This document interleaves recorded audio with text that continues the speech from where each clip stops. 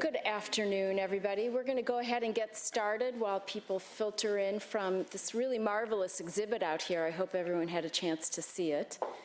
Welcome to the U.S. Institute of Peace. My name is Nancy Lindborg. I'm the president here, and I'm delighted you could join us here this afternoon for an important conversation about the contribution that demining and weapons disposal work has on the broader necessary field of peace building, of reconciliation, and security initiatives. I'd like to thank the HALO Trust, who is our partner today, as we continue our recognition of the International Mine Awareness Day and celebrate the 20th anniversary, amazingly, 20th anniversary of Princess Diana's visit to the Angola minefields. The HALO Trust gained international recognition following that visit, and it was founded in 1988 out of the desire to address the landmine epidemic in Afghanistan. And I remember well my first introduction up close to the impact of landmines on people was when I went to Quetta in 1997 and saw up close what had happened to so many women and children who were maimed by landmines. So today, HALO Trust is the world's largest humanitarian mine clearance organization with 6,000 staff in 19 countries and territories. So I'm delighted to welcome the HALO CEO, Major General James Cowan, Chair of the HALO Trust USA, Mia Hamway, and she's not here yet, but we'll see her later this evening, Chair of HALO UK, and a board member of HALO USA, Amanda Pullinger. And I'd also like to acknowledge some of our distinguished guests who are here with us today, the Deputy Assistant Secretary of State for Iraq at the Department of State, Joseph Pennington, thank you for joining us, and the NATO Assistant Secretary General for Emerging Security Challenges, Ambassador Soren Ducaro. Welcome. And the Director of the United States Mine Action Service, Agnes Marqueyu. Thank you for being here with us today. And as many of you know, USIP was founded just over 30 years ago by the US Congress as an independent federal institution, really dedicated to the proposition that peace is practical and that it's very possible. And we pursue a vision of a world without violent conflict by working with partners around the world in conflict zones to provide them with the information, the tools, and the training so that they can prevent and resolve violent conflict. And critical to this conversation is the whole demining effort. It's not until landmines are cleared that the space is open for people to return home, to rebuild the societies that have been torn apart by violent conflict, and to move forward with peace. And we see that demining is a critical part of any peace effort. Last year, one of the first agreed upon elements of the historic peace agreement between the Colombian army and the FARC guerrillas was a plan to work together to locate and destroy the rebel landmines. So this has long been a part of the USIP portfolio. We've supported research and action on demining, including a major study of the socioeconomic, human, and environmental costs of landmines. And we're very happy to have supported the production of a documentary film called The Bomb Hunters, which documented the effects of unexploded ordnance on the Cambodian people. And actually 3 years after the completion of that film, Bomb Hunters was credited with US Department of State with influencing national legislation in Cambodia that led to a 50% drop in unexploded ordnance tampering casualties, which is a critical part of this whole effort. So in a moment, we'll show a short video. It's an excerpt from a speech that Prince Harry made on April 4th, International Landmine Awareness Day, at an event that HALO Trust hosted in London. So we're delighted to have Prince Harry with us in video. But before we do that, I'd like to introduce the HALO CEO, Major General James Cowan, After the video, he will come up to introduce HALO and their work.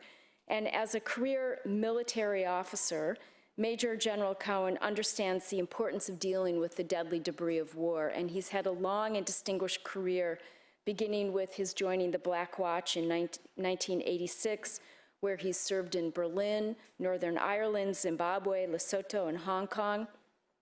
He was deployed to Iraq several times, where he commanded the 11th Light Brigade, and served as the general officer commanding the 3rd UK Division, where he was awarded the Distinguished Service Medal. He also served as the head of counterterrorism and UK operations, and was charged with the military planning for the Olympic security operations in 2012. So he knows well these issues, is well placed to be the CEO of HALO, which he became in 2015. I know we'll have an excellent discussion today, and we're looking forward to hearing everyone's thoughts. We'll show the clip first and then welcome Major General Cowan. So let's run the clip.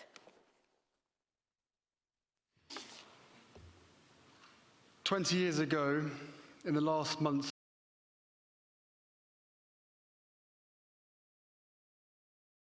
across large parts of Africa, the world is affected by the consequences of war. And to a very large degree, those wars are fueled by the weapons with which they are fought. And landmines, IEDs, small arms and light weapons form a very important part of all of that. So thank you all for coming today for what I'm sure is going to be a fascinating discussion this afternoon. In particular, I'd like to thank our speakers for taking time to join us. And I'd particularly like to thank the US Institute for Peace for hosting this event. As you just saw in this brief excerpt, earlier this month, Prince Harry launched the Landmine Free 2025 campaign, continuing his mother's legacy by calling on the international community to finish the job of clearing all landmines within the next 9 years. This is not simply pursuit of a target. The minefields that will be cleared to achieve this will become usable fields, safe roads, and new homes. The mine track Princess Diana walked along in Angola 20 years ago is now a street in a thriving community. It shows that our work to clear landmines and IEDs doesn't just save life and limb, but allows countries like Angola to rebuild after more than 2 decades of war. Angola is now rarely in the headlines, but work goes on in rural areas of the country to continue clearing minefields that affect the daily lives of thousands of people and constrain economic development. With funding from the US Department of State, we also continue to destroy weapons and ammunition and support the Angolan government in improving security of its stockpiles. The demining that took place before and after the end of the war in 2002 paved the way for stabilization and the long process of recovery and rebuilding. Removing weapons and ammunition from circulation and developing national capacities to manage their stocks has reduced the risks of future conflict. This has recently been demonstrated in the Ivory Coast, where weapons stores refurbished to international standards by the HALO Trust and the UN Mine Action Service prove resistant to looters during local unrest. Often when we talk about mine action, it's really a shorthand for the range of activities we undertake to remove the threat from conventional weapons, both after and sometimes during a conflict. HALO and many other organisations in the sector long ago realised that the skills and infrastructure needed for clearing mines and IEDs can also be used to assist nations in securing and destroying insecure stockpiles of weapons and ammunition, including explosive precursors for IEDs and man-portable air defence systems that threaten civilian aviation. Many of us in this room regularly attend mine action conferences, where we discuss treaty compliance, new methodologies, and the other arcana of the sector.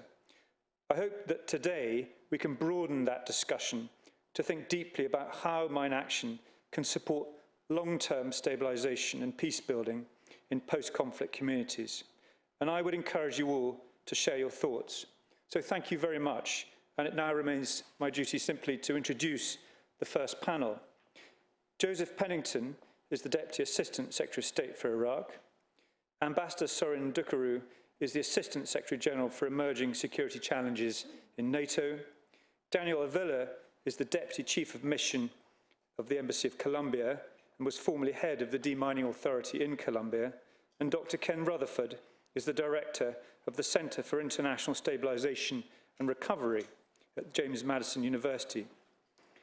And I think it's quite telling and poignant to note that Ken accompanied Princess Diana during that visit back in 1997. So with that very distinguished panel, I'd now invite them to come onto the podium for the first session.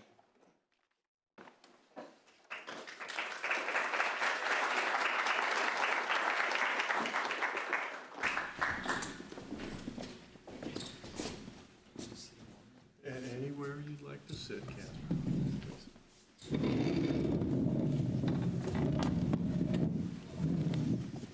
Good afternoon, ladies and gentlemen. I'm Paul Hughes of the United States Institute of Peace. I'm the Director of Overseas Safety and Security, and a fellow who has worked on the landmine issue for a number of years, along with some of my colleagues here, Steve Costner from State, Ken from a long time ago. And it's a persistent issue, as the General described, and it's certainly something that we need to address. I want to thank both the General and Nancy for their kind introductions to the conference. And as we've noted, the issue of clearing landmines and UXO remains just as important today as it did 100 years ago. This is the centennial of World War I, and we're talking about the consequences of war. The war of the Great War, World War I, still exists today with us, and I am an ardent champion of trying to get people to recognize that the issues we deal with today go back to World War I, where peace was not achieved, where clearance of munitions was not successfully done, and for farmers in France and in Belgium, they today still run into remnants of that war. I also want to thank HALO Trust for their efforts to keep this issue at the front of policymakers' priorities. So many organizations like HALO Trust, especially Landmine Survivors Network, Mine Action Group, the Marshall Legacy Institute, Handicapped International, and so many others, like the ones you see in the Great Hall here, have been leaders in the field of mine and UXO clearance.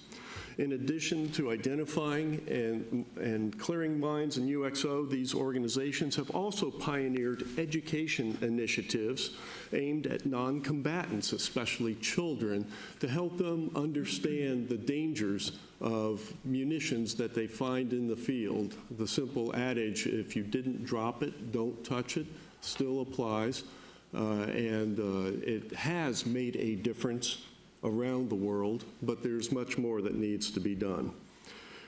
These organizations have also played important roles in assisting victims by providing prosthetics and job training.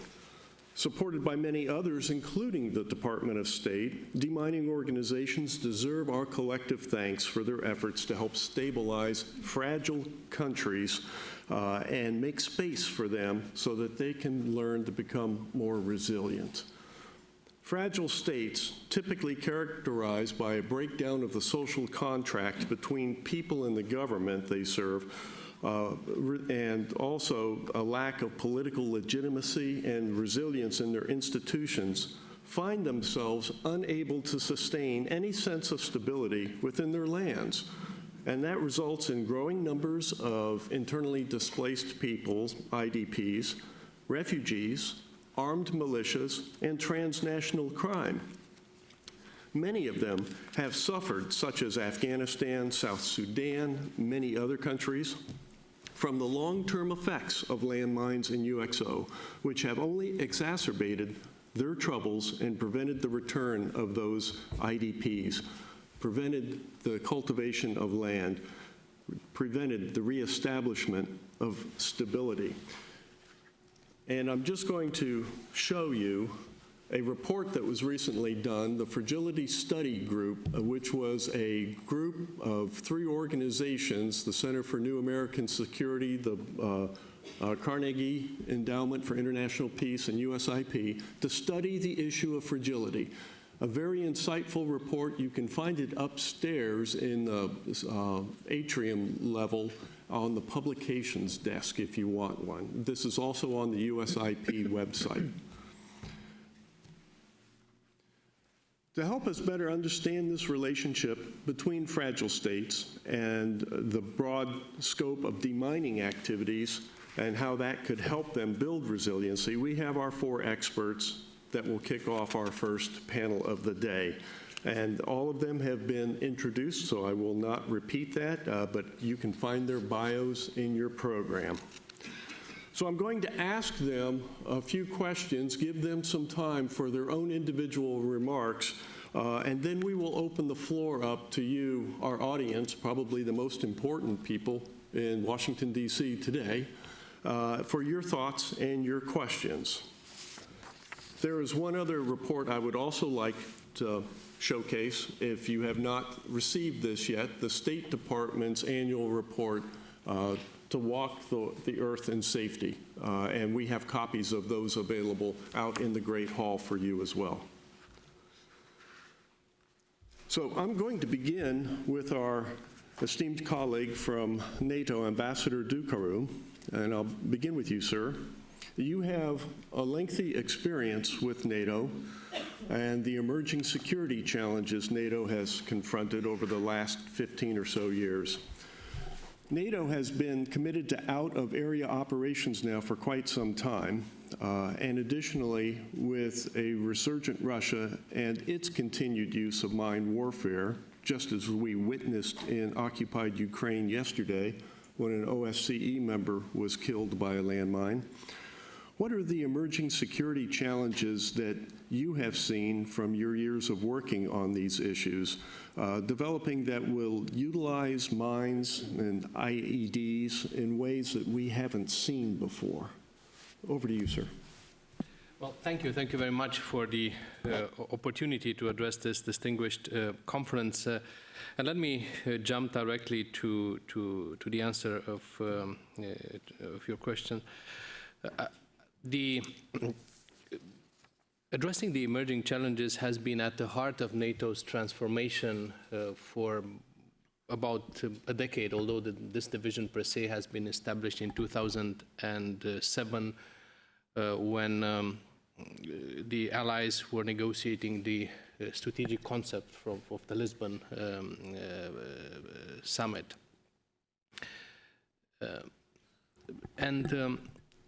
I would say that the scope was to actually adapt NATO's initial core mandate, that of collective defense, to the new reality, which is why at the Lisbon summit of 2010 in the new strategic concept, there were 2 new core tasks that have been added to collective defense. One was the cooperative security through the network of partnerships and the mandate for crisis management that was linked to NATO's operational engagement.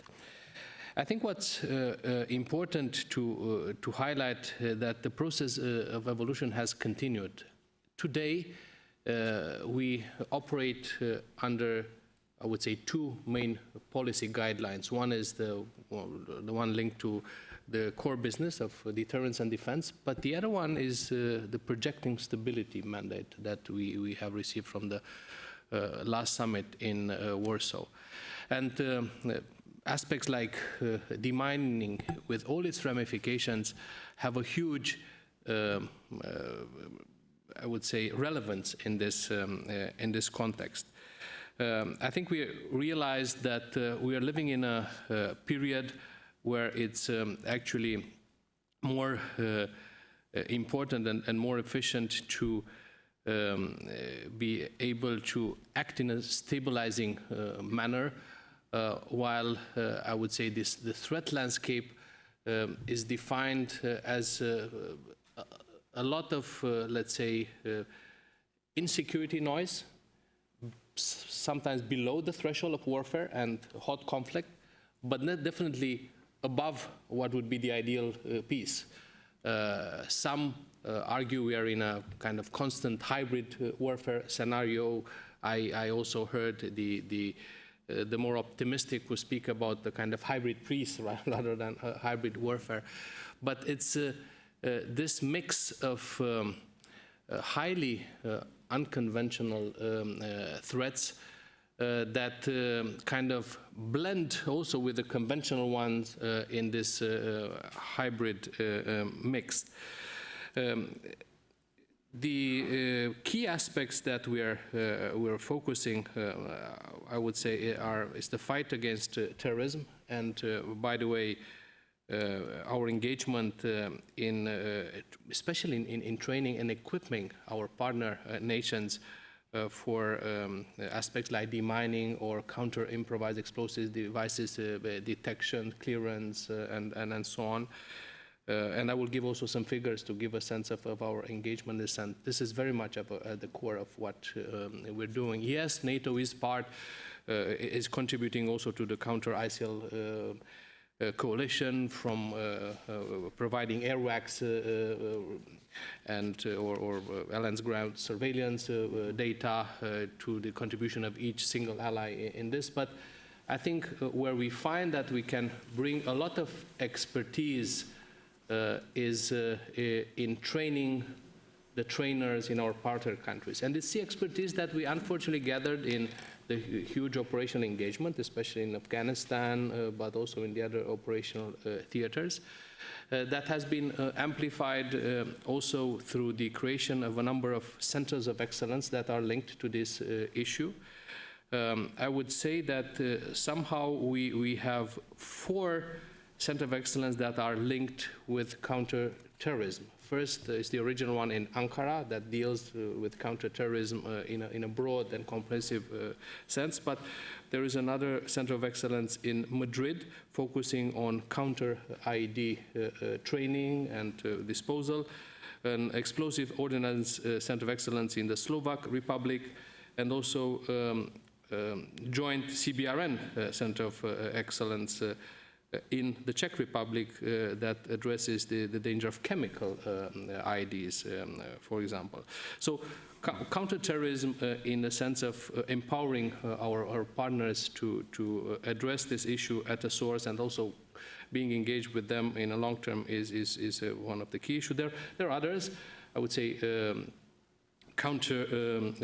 cyber defense is one of the key and fast growing effort within NATO, and I would argue it is also a kind of model of how NATO was able to evolve from addressing cyber just like a technical issue like any other business, but bringing it in the last 3 years at the core and linking it with this reason of being with collective defense and also with the operational aspects.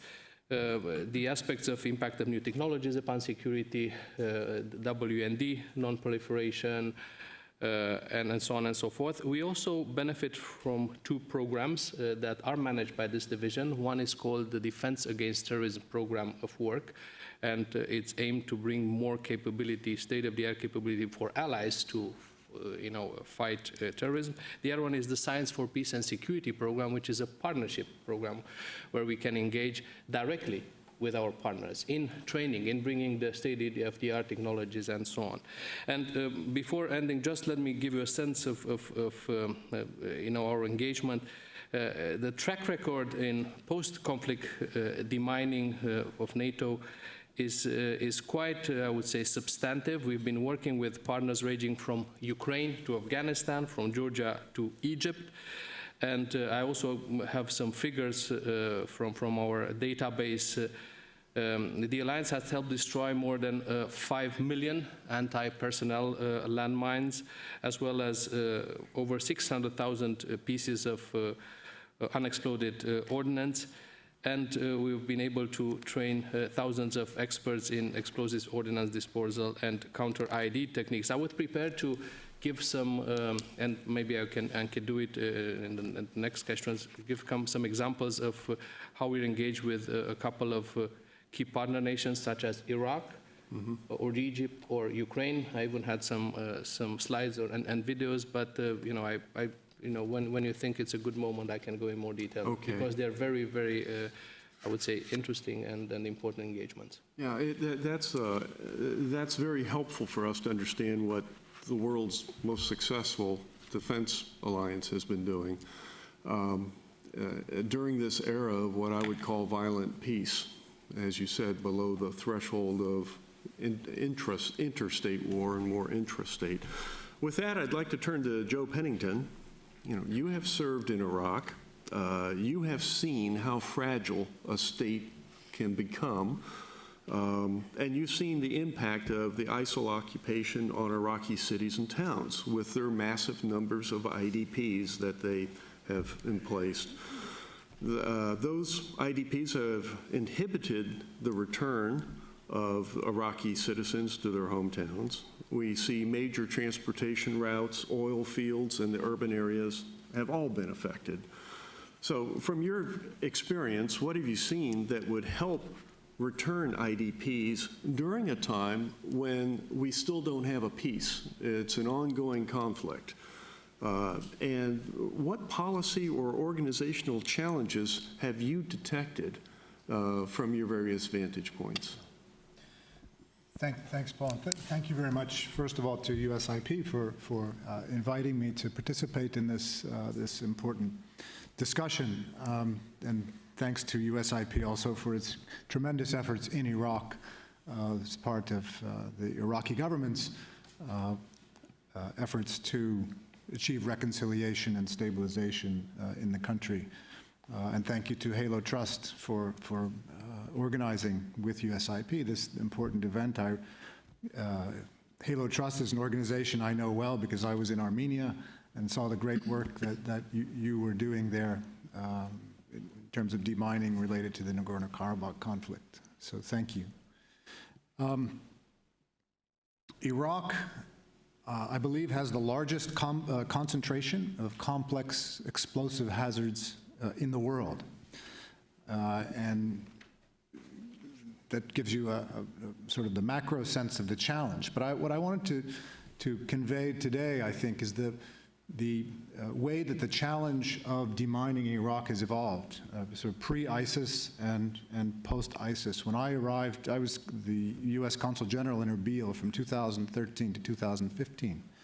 And when I arrived in 2013, this is before the emergence of ISIS in Iraq, there was a lot of demining work going on, much of which was supported by the U.S. government. We were chatting with our friends from the Mines Advisory Group outside from MAG, which I had the privilege of attending a number of ceremonies organized by MAG to hand over demined agricultural land back to local farmers in the Kurdistan region of Iraq. And that sort of traditional demining, if you will, that was left to address mine issues that were left over from the Iran-Iraq war, from the U.S. invasion and the subsequent military conflict. That was a real challenge even before ISIS emerged. So ISIS came on the scene in Iraq in the summer of 2014. And once the coalition, or the Iraqi security forces with the support of the coalition, led by the United States, started to push ISIS out of the land that it occupied in Iraq, and particularly out of the urban environments, such as Ramadi, which fell or was retaken by the Iraqis in December 2015.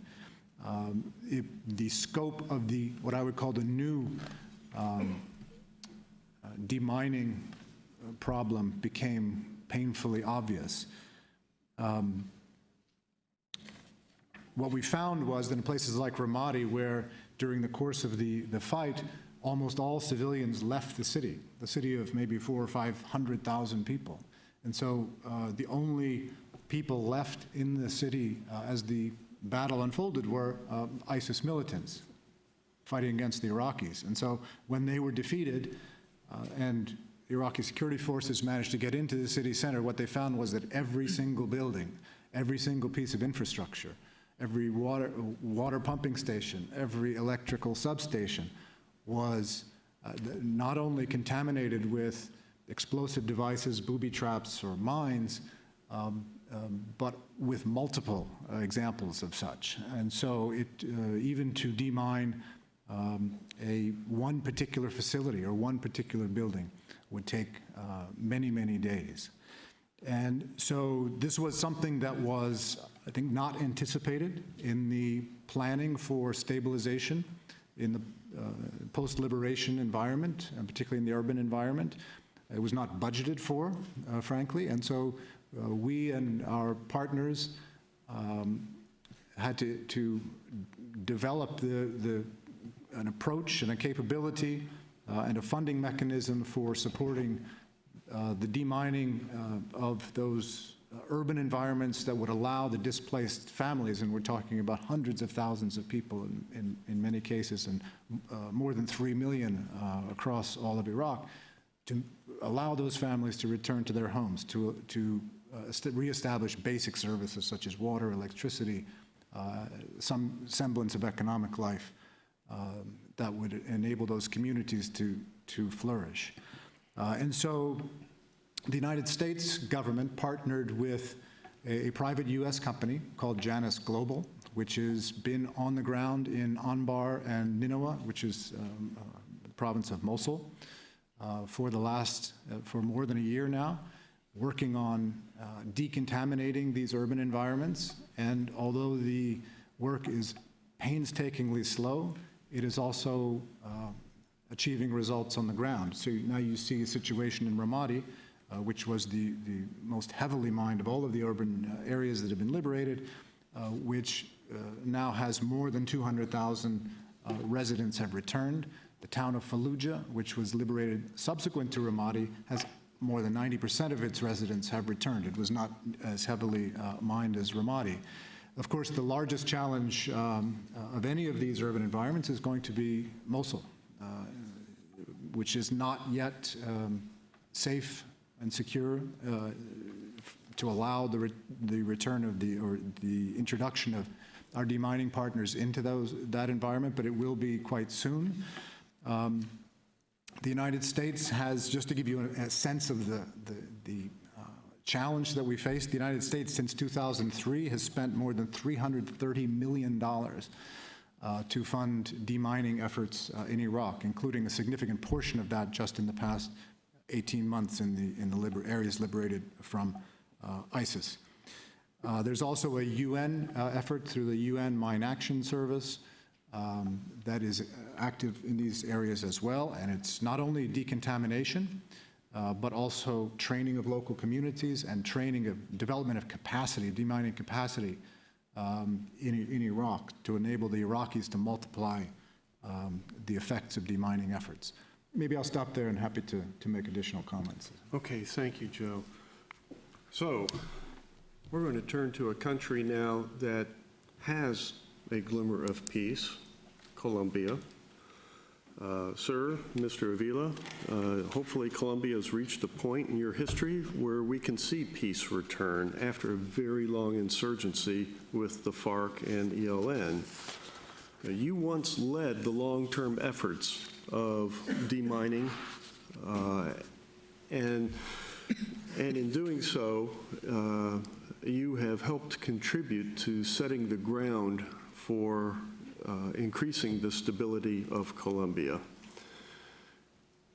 How would you tell us about Colombia and how it managed its mine action plan and conducted demining during the time of open conflict, and now that you're on the verge of peace, have you worked into the peace treaty demining aspects and such, and as you begin to deal with ELN, will demining be part of the solution with them as well? Paul, thank you very much. And first of all, I'd like to thank the Institute of Peace for inviting Colombia to this very important and timely panel on this key strategic issue not only for Colombia, but for the global community. Also would like to thank HALO Trust for the organization of this event. Let me address very quickly, let me take 1 minute, Paul, on the very same title that we have in this panel, which is Demining and Fragile States.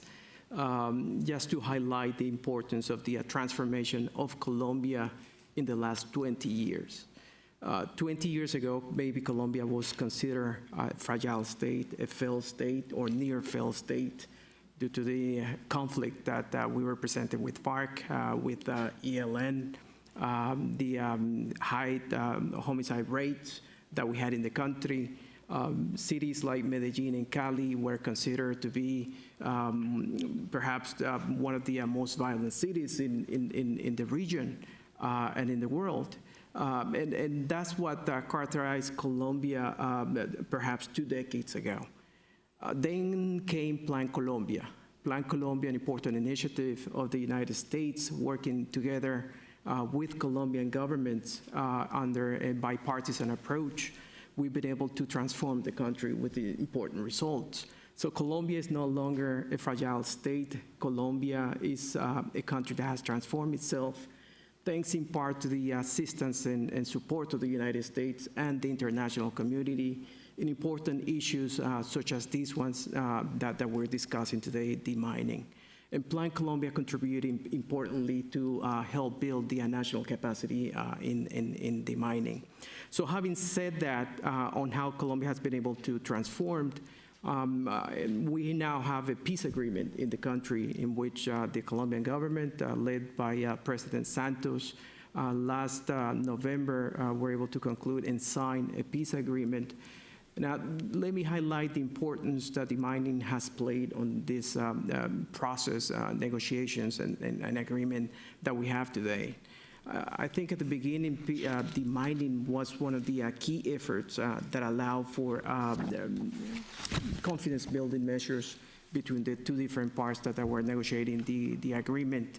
And therefore, we see demining as an important peace tool that can be used for not only reconstruction and development of certain areas in the country, but at the same time as a tool for the restitution of land of people or thousands of victims that we have in Colombia due to the conflict, the mobility and the socioeconomic development of these far distant areas in the country.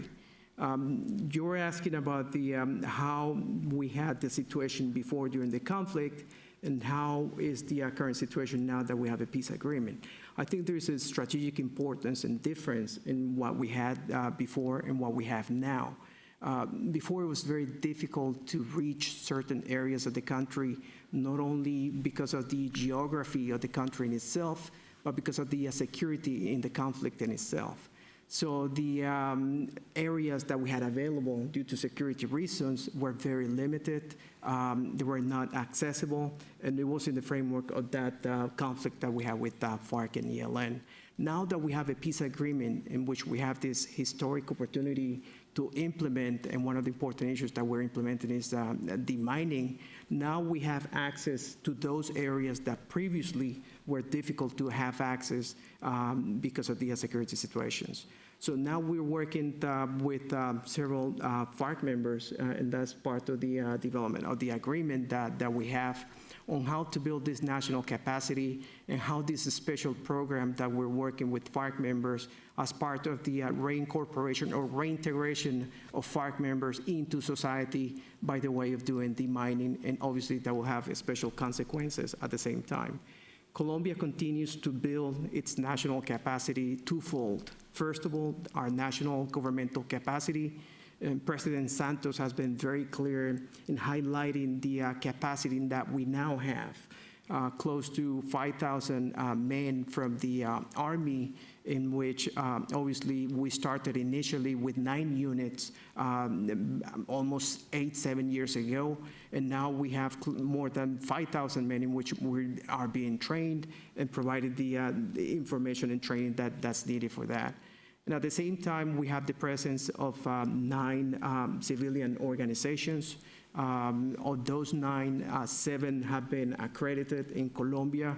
The first one was HALO Trust that was accredited back in 2013. And I think that's an important complementarity that we have in the country to be able to address the humanitarian concern that we have from anti-personnel landmines that were previously used by FARC members and continue to be used by the ELN, which was the other part of your question. And to reiterate the importance of confidence-building measures, that's one of the issues that are being discussed with ELN on how to identify possible pilots or projects to demine together with the government as a way of showing signs that we are able to work together on this specific issue. But there is no doubt between the differences that we have before, during the conflict with FARC, and more than 50 years of conflict with that group, and now the situation and the historic opportunity that we have to implement the peace agreement with more information coming from FARC members partially, and at the same time working with them, but working at the same time with the civilian organizations, with the support and assistance of important agencies such as the United Nations and the Organization of American States. I want to leave it at that food for thought and come back with. Okay, thank you. That's fascinating how you have used demining as a a confidence and security building measure, and we should discuss that more later on. Ken, I want to turn to you now as our civil society representative. You're a man who has worked these issues for many years, not only at the civil society level, but the personal level. A fellow for whom I have a great deal of respect, and I'm glad that you're here representing JMU and Landmine Survivors Network. Tell me, how has civil society changed? How have those organizations changed over the last 20 years and adapted to the new nature of conflict, this violent peace that Ambassador Ducaru was describing in his presentation and that we have seen exemplified in 2 case studies here? And what do you see for the future of civil society responses, especially in the form of how to better return IDPs and refugees? Great, Paul. Thanks. Nice to see you again after so many years. Yeah. Almost 15 years since we last saw each other. I believe it was in New York, maybe. Thank you to USIP, HALO, for co-hosting this event. The question that I didn't know I was getting, but I'm going to address anyway, is about civil society and NGOs. So some of my prepared remarks sort of address that question, which was early in the 20th century, the first major weapons law entered into force, which was the Mine Ban Treaty, specifically prohibiting anti-personnel landmines. And it was an incredible achievement and accomplishment. And back to Paul's question, there's no doubt in my mind, or anybody's mind actually, that this would not have occurred, and we wouldn't be sitting here if it wasn't for civil society. And some of the leaders during that time period are here in the room as we speak. I might name them later on. It was the first time that a majority of states banned a weapon that was in military use by nearly every country in the world. At the time, nobody thought this was possible, especially since the major powers, including the United States, did not support this movement to ban landmines, everything that we're talking about now. Civil society has evolved from this experience, knowing that it could change countries' policies. In 1995, the first country in the world to ban landmines was Belgium. Within 2 years, over 120 countries joined. Now, I teach international law now, and I can tell you that is light speed in international law. Academics, diplomats, civil society representatives, and the Nobel Peace Prize Committee has recognized the movement of civil society especially in 1997 with the Mine Ban Treaty, or the International Campaign to Ban Landmines, and its coordinator, Jody Williams, being awarded the Nobel Peace Prize in 1997. Never in the world's history has such a coalition of civil society received such an award, arguably the most prestigious award that this world has to offer. This panel's topic, demining fragile states, is important today as it was then. And what I hope to do, well, back to Paul's question, is what does civil society do to bring this message to the world? And it was exactly what civil society was doing in fragile states 20 years ago that brought this issue literally to this room right now. It was HALO Trust in Afghanistan, Mines Advisory Group in Afghanistan and Iraq, the Vietnam Veterans of America Foundation in Vietnam and Cambodia, Medico out of Frankfurt, Germany, in Central America, who brought the stories of these rural areas where thousands of people were being maimed and killed by landmines to the media, to Capitol Hill, and to the United Nations. A figure struck me in the early 1990s that Cambodia, which had millions of mines at the time in 1991, where 1 out of 236 people were an amputee in Cambodia as a result of a landmine, that only one government representative knew there was international legislation restricting mine use, and it was civil society who brought this to their attention. Now, the State Department in the early 1990s came out with a report called Hidden Killers, which estimated that 26,000 people a year were being maimed or killed by these weapons. More people have been killed or maimed by these weapons, landmines, than chemical, biological, and nuclear weapons combined. And it was actually the State Department that highlighted this issue. So I'm going to just dive straight to the State Department for like 60 seconds, and then I'll go back to civil society, because I think it's all interrelated. A lot of people don't know this, but it was the State Department who produced Hidden Killers in 1992. Really the first major study in the world's history to highlight this humanitarian problem. And the State Department was also part of the first ever export moratorium on landmines, the Leahy-Evans moratorium in 1993, with the United States becoming the first country to do so.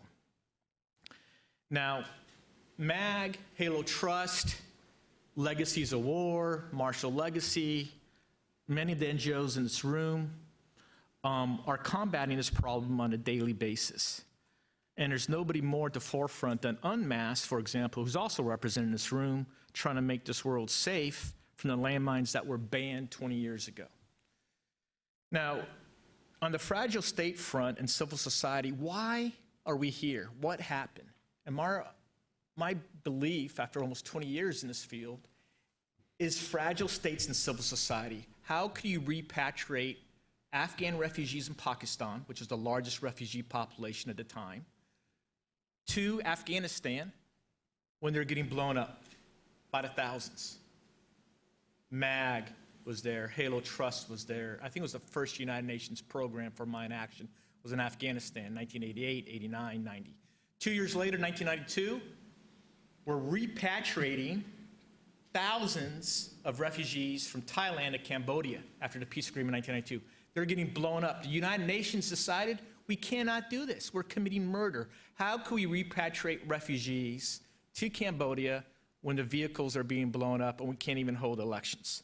So this is all civil society driven.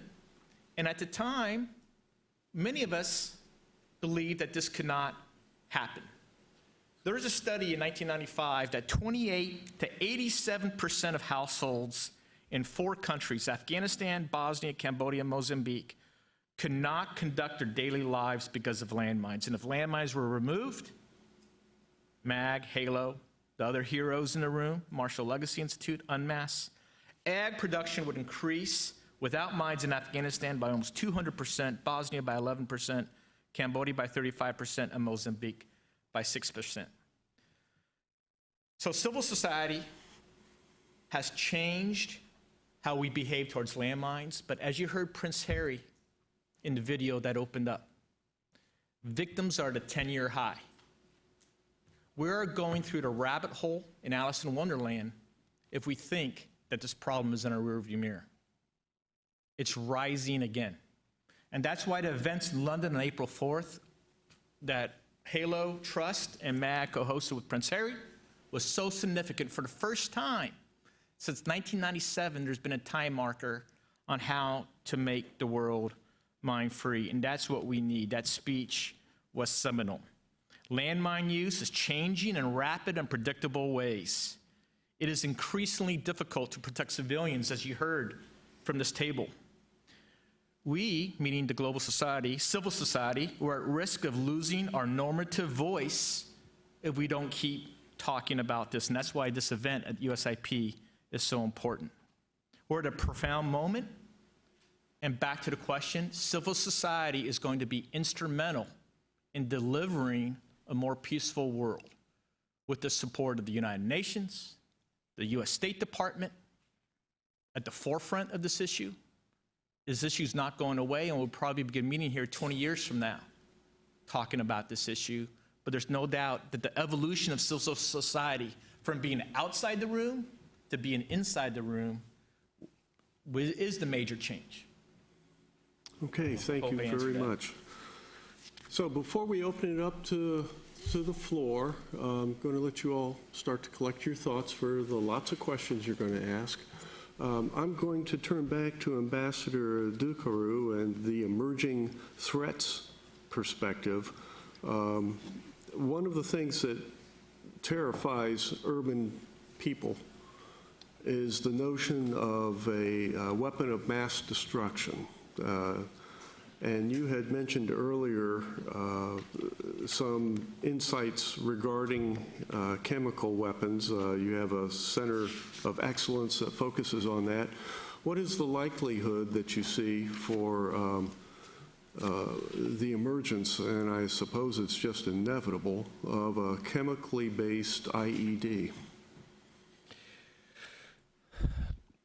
It's one of the important concerns, because with the evolution of technology, the possibility of having miniaturized labs that mixed together different precursors that could be either smuggled from places where they were supposed to be destroyed but have not been, they could emerge in chemical kind of weapons, rudimentary but still deadly and extremely harmful. So I think from this point of view, I would echo the point just made of the importance to strengthen the international regime. And we do have quite, I would say, articulate international regime in terms of non-proliferation. The key issue is to determine concrete action and compliance. There was a big discussion that, for example, bringing Syria into the International Chemical Weapons Convention was a big success, but now we're seeing that there were a lot of stockpiles of, if not some of the dangerous precursors or even chemical substances that were preserved, and we're getting more and more intelligence on this, and we're getting actually also the effects of the use. So this has to be, the regime has to be enforced, otherwise we're going to continuously run behind the track. It has to be also, as I say, constantly modernized to look into these new technologies, as I said, small labs and so on, that were not there when the regime was put together. And let me give you another scenario that would be the link of all these kind of, be there mines or chemical potential IDs, with the cyber threat, with the Internet of Things. that will shift, I would say, and would make a stronger link between the virtual world, the digital, with the physical world. There will be new techniques whereby such kind of, let's say, dirty bombs could be triggered through the internet, or where civilian harmless, theoretically, let's say, items could be the source of potential, what I would call the booms in the different places. So that's why I think we need to look at these emergent threats in a comprehensive approach and look at all the potential links to make sure that either substances that otherwise could be harmless and you can find on the shelves in supermarkets, or gadgets that will be hooked to our boilers or whatever you find, the logistics of airports or fuel tanks and so on, are appropriately secured. So it's one of the aspects that we're very much focused, and I think we're also ready to be part of the debate with the think tank community, with organizations that are in a kind of norms setting, they have a norm setting mandate. NATO always has assumed this defensive mandate and also acting in accordance to international law and norms, and we would support strengthening stability through these norms, be there in cyberspace or be there in the non-proliferation regime in terms of modernizing and advancing. Okay, thank you. Okay, by a show of hands, if somebody raises a hand, I will call on you and a person will bring a microphone to you. So do we have someone out there who would like to ask a question of the panel? Right down here in front, please.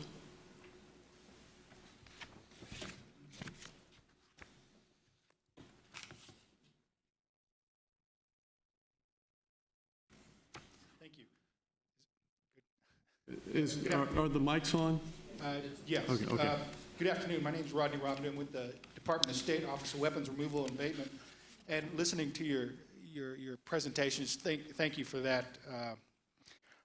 But I'll kind of build a question off of two of your comments, Ambassador Dukaroo, your reference to violent peace and hybrid wars around the world.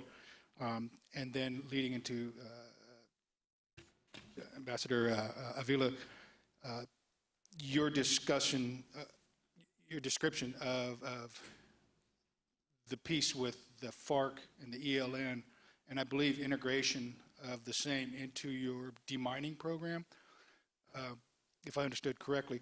Have there been any incidents of conflict between your military deminers, of which I believe you said had about 5,000 military deminers, and you're bringing the now demobilized insurgents into the demining forces? How's that going?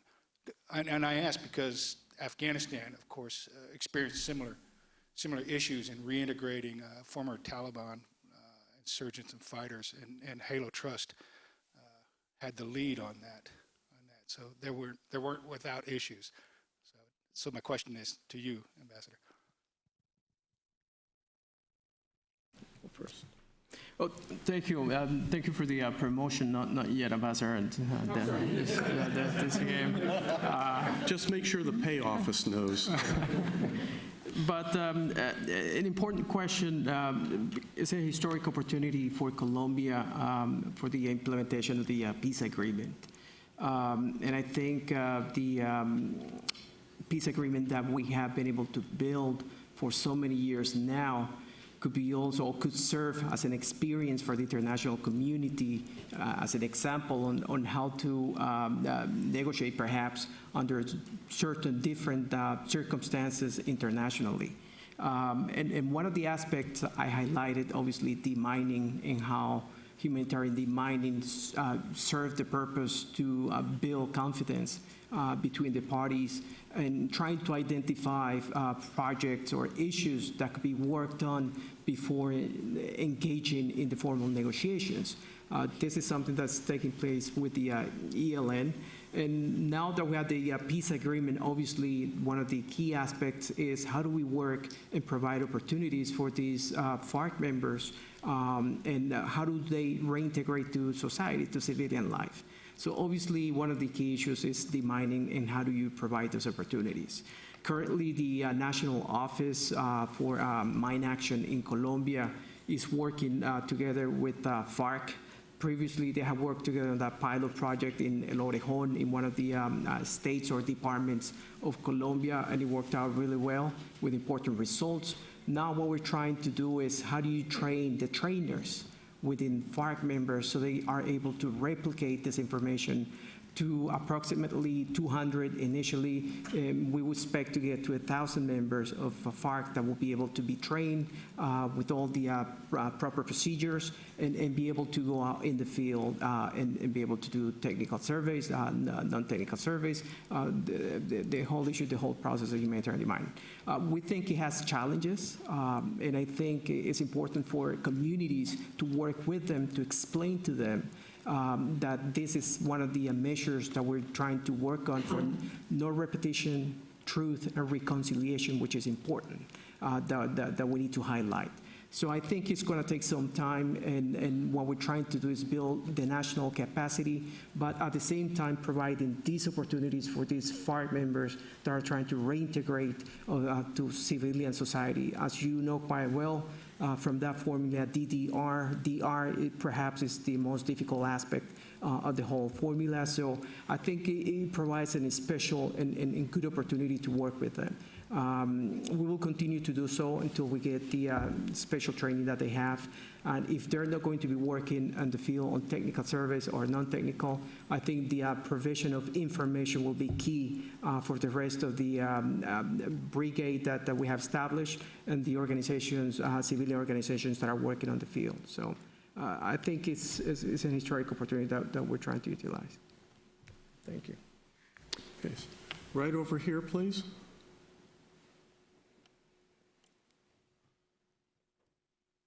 She's coming down this side.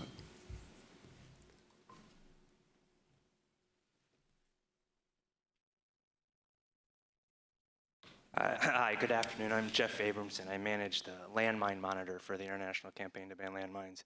I want to say thank you for hosting and being part of this panel. We don't have enough of these conversations in Washington, D.C. I'll have questions for other panels, but I'm curious, since we have some of the major funders of demining and recipients and the new pledge from the United Kingdom, it's all very promising. I'm wondering how people feel about sufficient resources to reach this goal of 2025. And then separately, we know that it's not easy to do this work and in the communities. And I'm wondering how, when we're talking about post-fragile states or getting a fragile state from being a fragile state to a more successful state, demining is just a piece of that package. It's got to be wrapped up in so many other things. And how you assess this field as integrated enough into doing all those pieces. So where does this fit and where could it improve, or where could the field of work that needs to be done to move from a fragile state make progress? Did you have somebody in mind for that question? I mean, I think all of the panelists could touch on it to some extent. And obviously, Colombia is a country that is now so hopeful, and a lot of resources are going towards it, but it's at one stage in this big, long line of moving from a fragile state to a more successful one. We can certainly talk about it. Yeah, Joe, why don't you take this one? Sure. I mean, and I was struck by, when Mr. Avila was talking about the situation in Colombia, I was struck by the fact that his highlighting the connection between demining and other aspects of the peace agreement and political progress. And you can see that in Iraq. I mean, it's absolutely clear that without demining, all of the other things that the government has based its strategy on for political reconciliation, long-term political stability, are not possible. The government believes that the key to political stability is first and foremost getting displaced families back to their homes, reestablishing communities, carrying out local reconciliation on the ground, building trust in the government. But the first step in all of that is decontamination of urban environments that have been liberated. And because of the particular way in which ISIS has chosen to fight, and in this case, specifically target civilians for no other reason than to target them, it has presented the challenges that we've talked about. And so the demining organizations, whether they're private companies, NGOs, or the UN, have had to adapt to the environment that they've found, the environment that ISIS has unfortunately created to address a phenomenon that really hasn't been seen before, the extent of the contamination. And so the speed with which those adaptations take place is key to unlocking the next steps in the stabilization process, which is, again, key to the longer-term political stability in Iraq. So Colombia, obviously much further along in a much different context, but I think you can certainly see the connections between the kind of work that needs to be done on the ground and the larger issues of stability. I just wanted to highlight and I think I mentioned it initially, the importance of coordination, effective coordination at the national level. Certainly, that's one of the challenges that we always have, and we continue to improve. Initially, with the victims law that was enacted back in 2011 and restitution of land, the issue of demining provided to be key and fundamental to be able to implement that law. Before we were able to assign these lots of land to different farmers that they had lost it because of the conflict, we had to make sure that there were no mines and there were no areas that were supposedly contaminated. So it was centerpiece for the application, implementation of other policies in the country. And certainly, victims' right has been a key factor for our improvement that we've been able to have in the country. Just a very basic concept of reconstruction, obviously. How do we clear land and make sure that we bring development to certain areas of the country? How do we continue building infrastructure, roads? How do we contribute by demining, making gains in the fight against drugs? So the counter-narcotics strategy is always important, the issue of demining, making sure that this area, these fields, coca fields are not contaminated, making sure that we're able to eradicate. So that's the comprehensive approach that we're looking at it, and not in an isolated capsule of only demining per se, but the importance that brings development to the areas of the country. And to your question of resources, they're always difficult, but I think one of the issues that we had in Colombia is how do you build national capacity by ourselves with the assistance and help that's been provided by the United States, the international community, United Nations, Organization of American States. So I think that's important, that national ownership that we've been able to build to make sure that in the future we're able to share with other countries that are interested in those areas. But I think it's important to highlight the solidarity that we've been able to find with the international community, always obviously asking for more, and how do we build that national capacity. We have a question right down here in front, and then one up there. As she's coming down. Is it working? Good afternoon, Agnès Marcaillou, En Masse. In this panel, in this conference dedicated to mine action, we hear from the representative of a country, affected country, a supportive country, a regional arrangement that is very actively involved in the issue, and an eminent representative of civil society, that everything related to contamination, mine action, I would go further than demining, which is basically clearance, and there's much more than clearance to it. All of that is a precursor to the rest.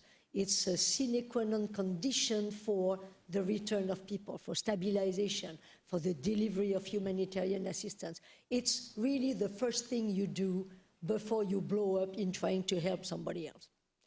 In the treaty conferences you refer to, we hear all and the same. What I would like to hear here is, in all your respective capacities, what can you do to make sure that all the good words we hear here are also, or the understanding you have acquired, is shared with your colleagues in the Security Council, in the General Assembly, in the budgetary committees of the United Nations, board members of HALO Trust, MAG, etc. There is, in my daily life, a disconnect between those who are already converted and who have been exposed to the threat, and those who somehow, in a different capacity, will decide on the priorities of the action of the international community, civil society included. Would you be able to tell me what you are engaged personally in doing so that this issue is back up on the international agenda, and not only when Prince Harry speaks for 5 minutes, you know, on the 20th anniversary of HALO? Thank you. I think we're all going to respond. Yeah, okay. Yeah. So thank you for your question. In terms of, there's a number of ways I could respond. So one is, thank you for your question. Great question. Is how do you convert the unconverted? I think this room, we're pretty much the converted. So how do we go outside this room? So in terms of practical outcomes of what we do at JMU, Center for International Stabilization and Recovery, is number one is we produce a journal on conventional weapons destruction. There's issues outside. We've been publishing it for 21 years, 3 times a year.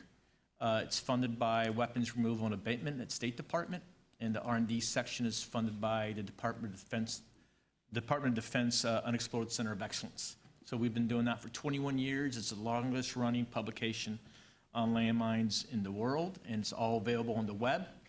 You go anytime you want and look at the experts. UNMAS has contributed many significant articles, HALO Trust, MAG. So that's one. We also published To Walk to Earth in Safety, which is also available outside the front, which is the annual report for the State Department's Weapons Removal and Abatement Office. There are representatives in the room. The largest budget in the world for what we're talking about is with weapons removal and abatement. And that report highlights what NGOs and some commercial companies are doing around the world with funding from the US government. Me, myself, it's a story that was new to me. As some of you might know, I lost both my legs to a landmine, fundamentally altered my life. I thought I was a freak. I thought it was a unique accident. It doesn't happen to anybody. And then testifying here in May of 1994 here in Capitol Hill, in the research for that testimony, realizing that there are 26,000 people a year being maimed or killed by these weapons. And my story was actually quite boring and repetitive, and it wasn't unique at all. Really dramatically impacted me and fundamentally altered my life to try to make sure that story's not repeated everywhere. I'm sure some of you have heard me speak, but I live and breathe this issue. So more theoretically speaking about how we convert, is this issue touches on so many lives. It touches on farmers, herders. Those are unreported statistics on land denial. I mentioned some of them. Or the animals that are killed, 250,000 at one time a year were being killed by mines. It crosses religious grounds. It crosses ethnic grounds. I've interviewed hundreds of survivors around the world. In most cases, the men leave the female victim. It doesn't matter how rich you are, what religion you are, what religion you live in, what religion you are, or what country you live in, black, white, brown, purple. The male is going to leave a female amputee in most cases. And the reverse is its counter, is the female stays, regardless of religion or culture or skin color. So that's a societal angle. When I try to preach to my students, like there are numerous cutting ways. There's also history. Is trying to repair, or how do you repair a country that's been bombed, but how do you fix what was done in the past? So Southeast Asia and American involvement, and the U.S. government's very involved through a lot of work, HALO, MAG, Legacies of War, in terms of the Southeast Asian wars. So that's history. Or the politics. How does civil society fundamentally alter the world? When I went to college in international relations, governments ran the world. Governments controlled the world. But really for the first time, like in the last several years, civil society has been increasingly more powerful to change the rules, to change how politics is done. So that's another angle. I just think, to your question, that has touched so many people in all facets. They're indiscriminate weapons. They don't care who you are or what you are. And that's the story that needs to be digested and then tailored and customized to the audience you're speaking to outside this room. Ambassador, if you could make it timely, I got one more question to do, and then we just to add to what was said, and let me use the opportunity to really express high appreciation for the great cooperation that we have with UNMAS. We rely on the presence on the ground. NATO doesn't have this kind of presence like UNMAS. We rely on their expertise, data, and so on. A couple of programs within the Science for Peace and Security project that UNMAS was a key partner. Responding directly to your question, I think we realized the need to bring this first at the top of the attention of leaders. So because of the, let's say, stronger focus on counterterrorism, the mine aspect, counter-ID aspect has been very much, has risen in the food chain of strategic political attention.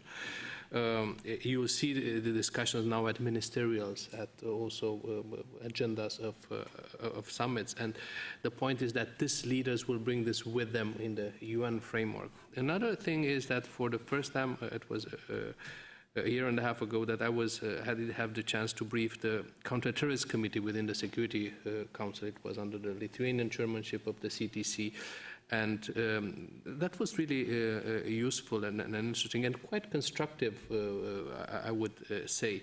And last but not least, very much the engagement with the civil society, the NGOs, the media, that would raise the, let's say, public profile of how much this is a priority. And I agree, we are still running behind the curve. I wanted to give an example, for example, pointing to Egypt, as a matter of fact, where we are engaged both in actually helping them get rid of some old legacy, World War II legacy of mine clearance, and at the same time being now engaged in helping them in counter-ID training and I would say disposal, especially with what ISIT affiliates do in Sinai and so on. So we need to not run just behind the curve. We need to invest much more resources in this. Okay, thank you. And sir, you're the last question. Okay, hello. I am a student at Howard University. I'm Jordan Sellers. My question is, I'm with him in what he said. So what is HALO's Trust blueprint? I would direct that probably to the HALO Trust table out here in the Great Hall. We don't have HALO Trust here on the panel right now. So I will defer that answer to the coffee break that's going to take place next out here in the Great Hall. And there is a table set up for HALO Trust, and they'll answer that question. I bet they'll give you a map. So, ladies and gentlemen, let's thank our panelists for their excellent insights and comments. And now coffee will be served in the Great Hall. And please take a moment to see the various displays out there. Thank you very much, sir. Thank you. Let me give you a card.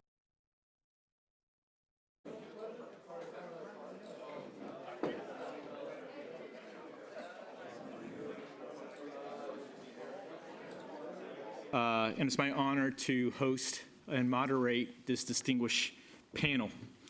Our three panelists have decades of experience in post-conflict work around the world with some of the world's most prestigious institutions and government bureaus. Our panel is Demining and Security, and an examination of how demining and disposal contributes to security goals by removing IED precursors and weapons from circulation and helps to reintegrate demobilized ex-combatants. My understanding is that the panelists' bios are in the program. So instead of going into their biographies, you could see them in the program.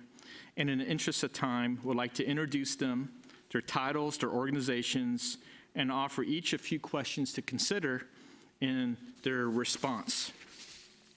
I'd like to thank each of the panelists for agreeing to participate in today's panel.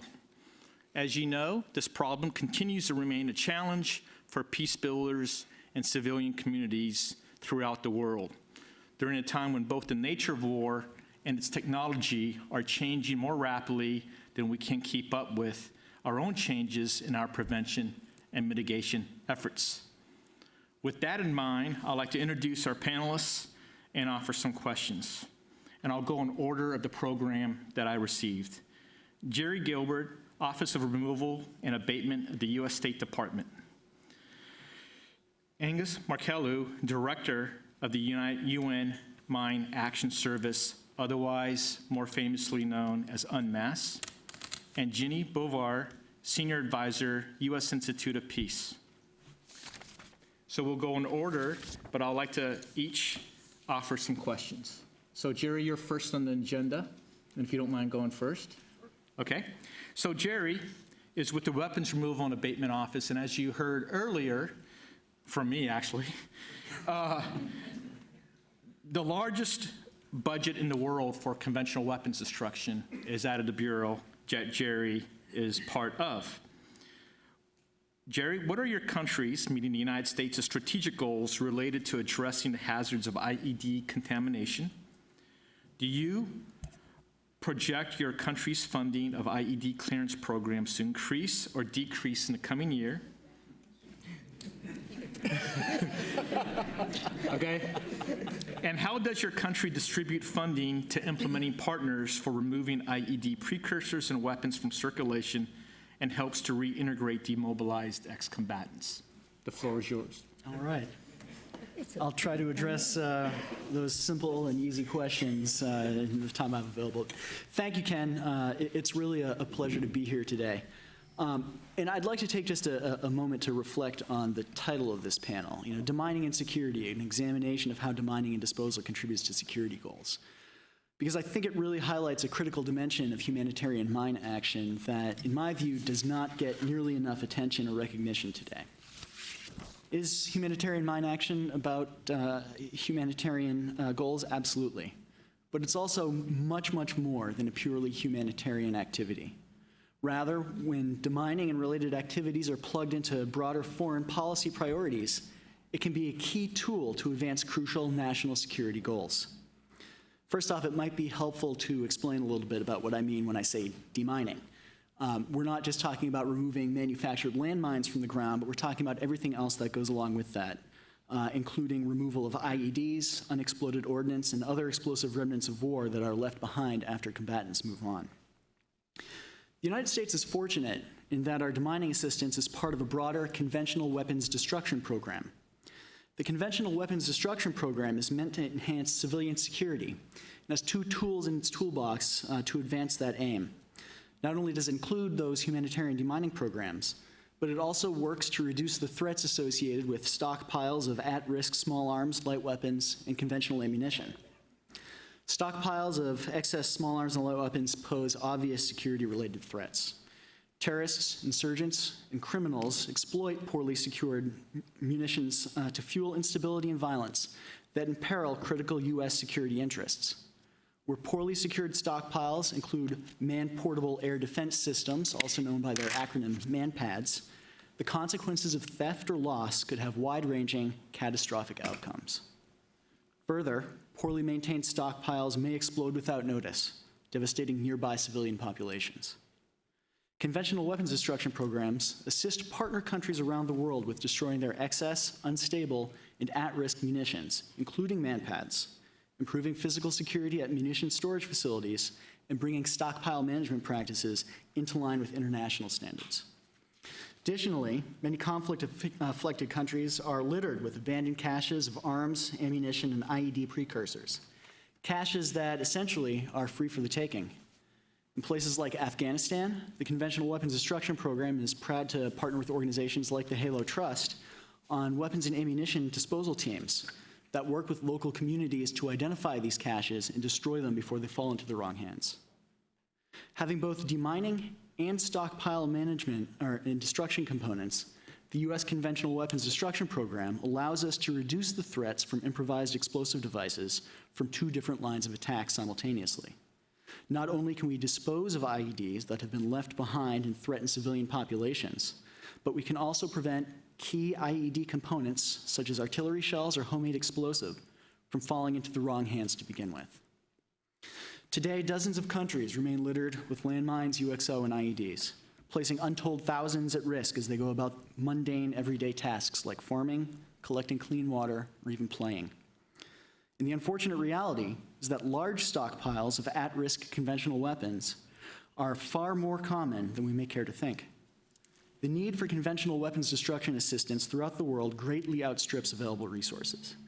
And as Secretary Tillerson noted during his opening remarks to the Global Coalition to Defeat ISIS just last month, when everything is a priority, nothing is a priority. For the State Department's Office of Weapons Removal and Abatement, our job is to employ conventional weapons destruction resources selectively, ensuring that we're using these resources to advance key national security aims and maximize the taxpayer's return on investment. President Trump has been very clear. Defeating ISIS is the United States' top foreign policy priority. So how do conventional weapons destruction programs contribute to that aim? Well, as noted in the previous panel discussion, portions of Iraq and Syria that have been freed from ISIS control, are littered with IEDs and other explosive remnants of war.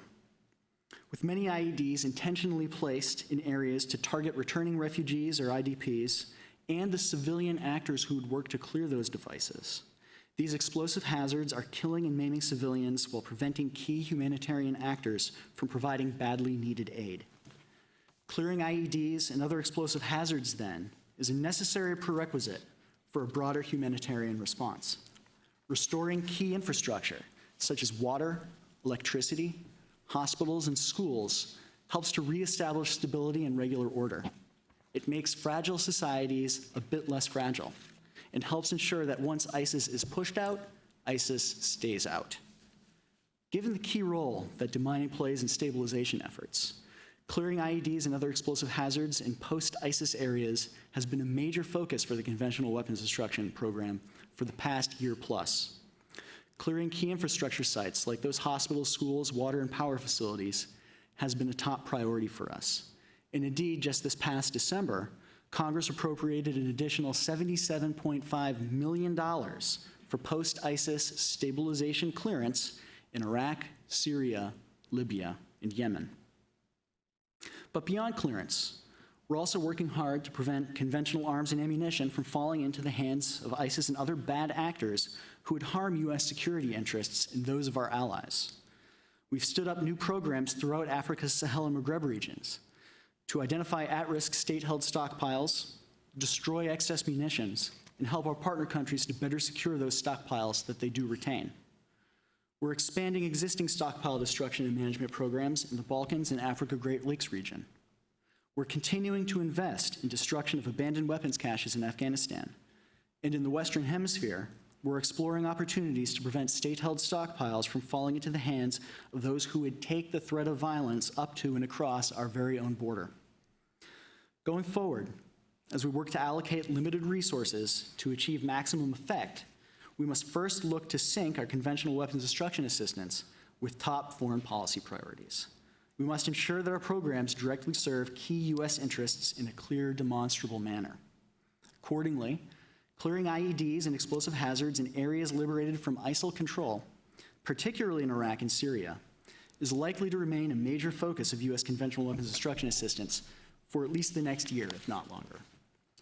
And as we identify more stockpiles of conventional weapons that are at risk of falling into the hands of ISIS and other actors looking to attack U.S. security interests, Our stockpile destruction and security programming is likely to become more prominent in the months and years ahead, especially in the regions I just mentioned.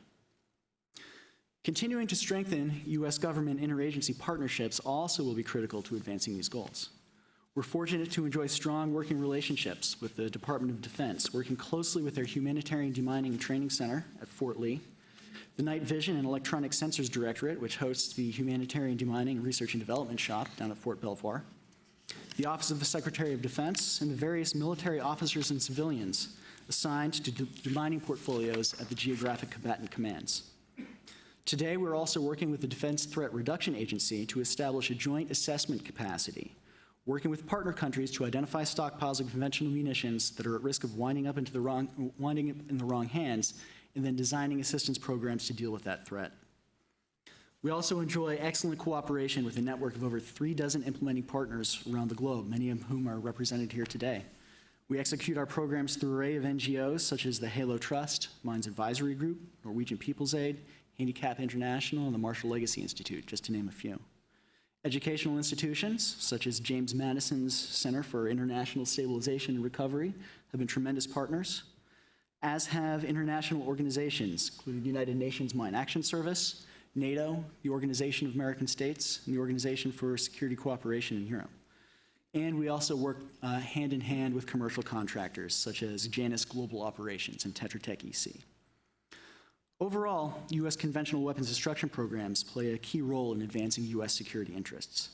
Are these programs humanitarian in nature? Sure, absolutely.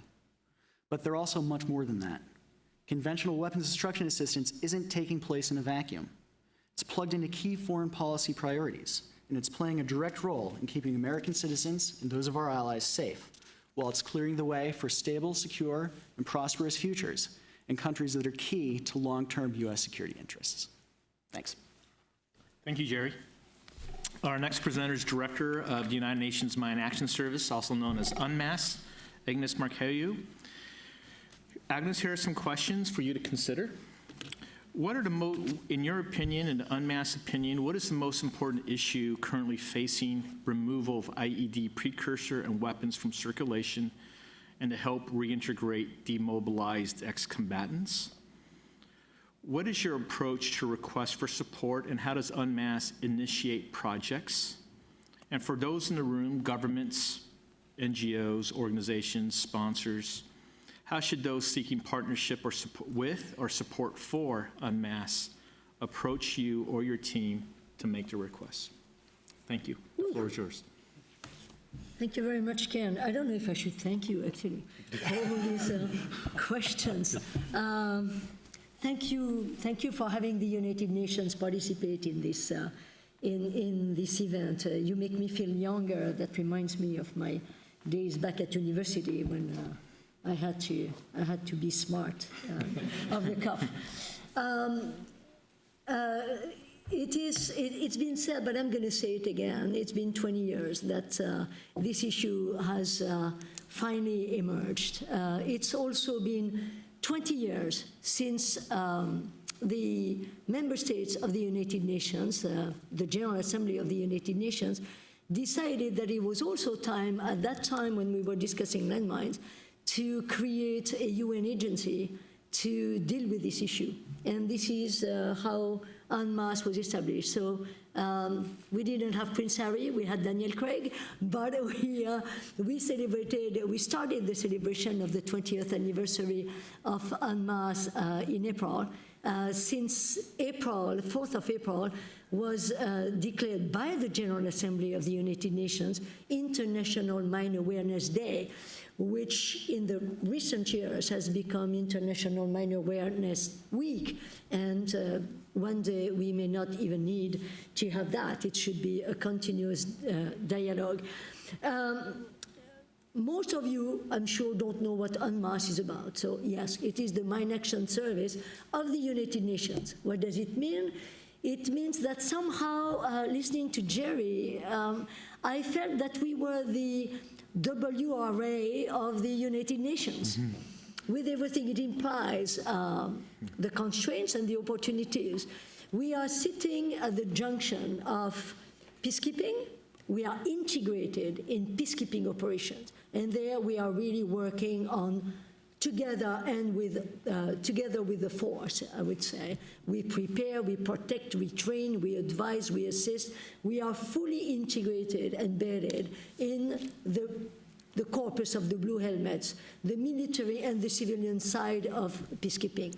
We're also supporting the political side of the UN, the SPMs, we call that, the Special Political Missions, Somalia, Libya, Afghanistan. They are not real peacekeeping operations, they are political missions. In there, we are bringing, like in the case of Libya, we're bringing the arms and ammunition advisory services. We bring our expertise to the UN presence for a political solution to a given situation. We support the humanitarian side of the house, OCHA, Humanitarian Affairs, UNHCR, refugees, WFP, World Food Programme. These are the emergency responses that have, as we discussed earlier, at their core, a protection component that, that mine action supports. I'm saying mine action, I'm not saying demining. Mine action, if I were discussing demining, I would only be with the uniformed personnel here. We would be talking clearance. Or we would be in an expert room, techie room, discussing the right method. Mine action is about clearance. It's about the other life-saving activity. It's about risk education, risk awareness. In Iraq, in Syria, in Yemen, in Somalia, people will not wait until the budgets come and are translated into teams. They're going to go home no matter what, and they die. So the only life-saving activity that we can think of in addition to clearance is to educate them. We will never have enough people fast enough to do house-to-house clearing of the houses. So this is why it's not just demining. Now coming back to your question, Ken, you're talking about removing IEDs, you're talking about removing precursors, and you're talking about demobilizing command. No, reintegrating combatants. Removing IEDs, I think Jerry made the point. The point I will add is that these points are well made, but you heard me earlier when I say, great, everybody here understands that ERW cleanup is a first measure, one of the first measures you take to reduce the availability and the access to the bad stuff that will end up packed in a car, in a truck, or more sophisticated device that we find more and more often. But actually, in real life, in my real life, when I'm sitting with my other UN colleagues in SDGs, Security Council and company, this issue is not even an afterthought. We have to fight in order for member states to remember that, oops, or maybe a given government has to put that in their national priorities.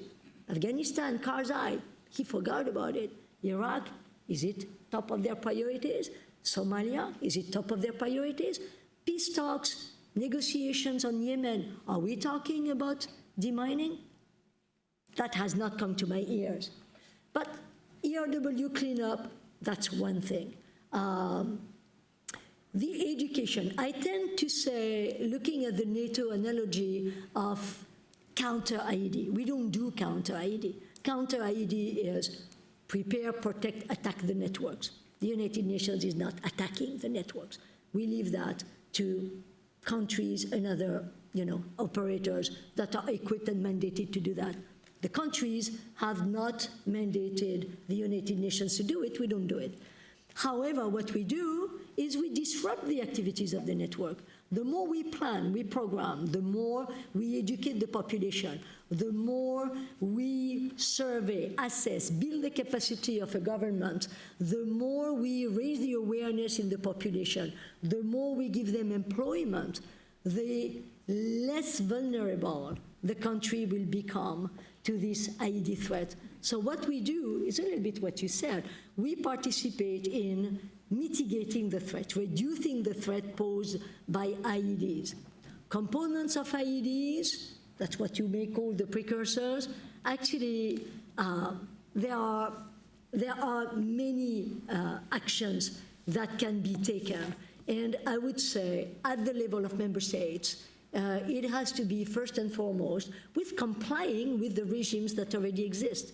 We don't need another international conference to invent another set of rules or another set of constraints for the private sector. Let's look at what we have collectively, all countries, and let's look at whether it is being enforced and complied with. The Security Council has sanctions committees. Very seldom do I hear in these August expert conferences somebody mention the sanction committee on Al-Qaeda and affiliates.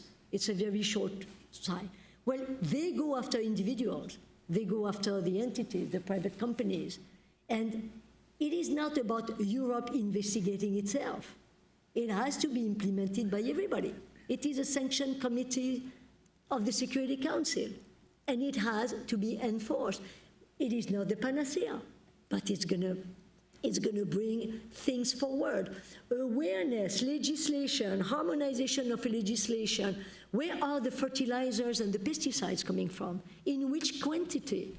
You may be very rich if 5 years ago you bought stocks from a couple of companies in the world which have seen their production just skyrocket.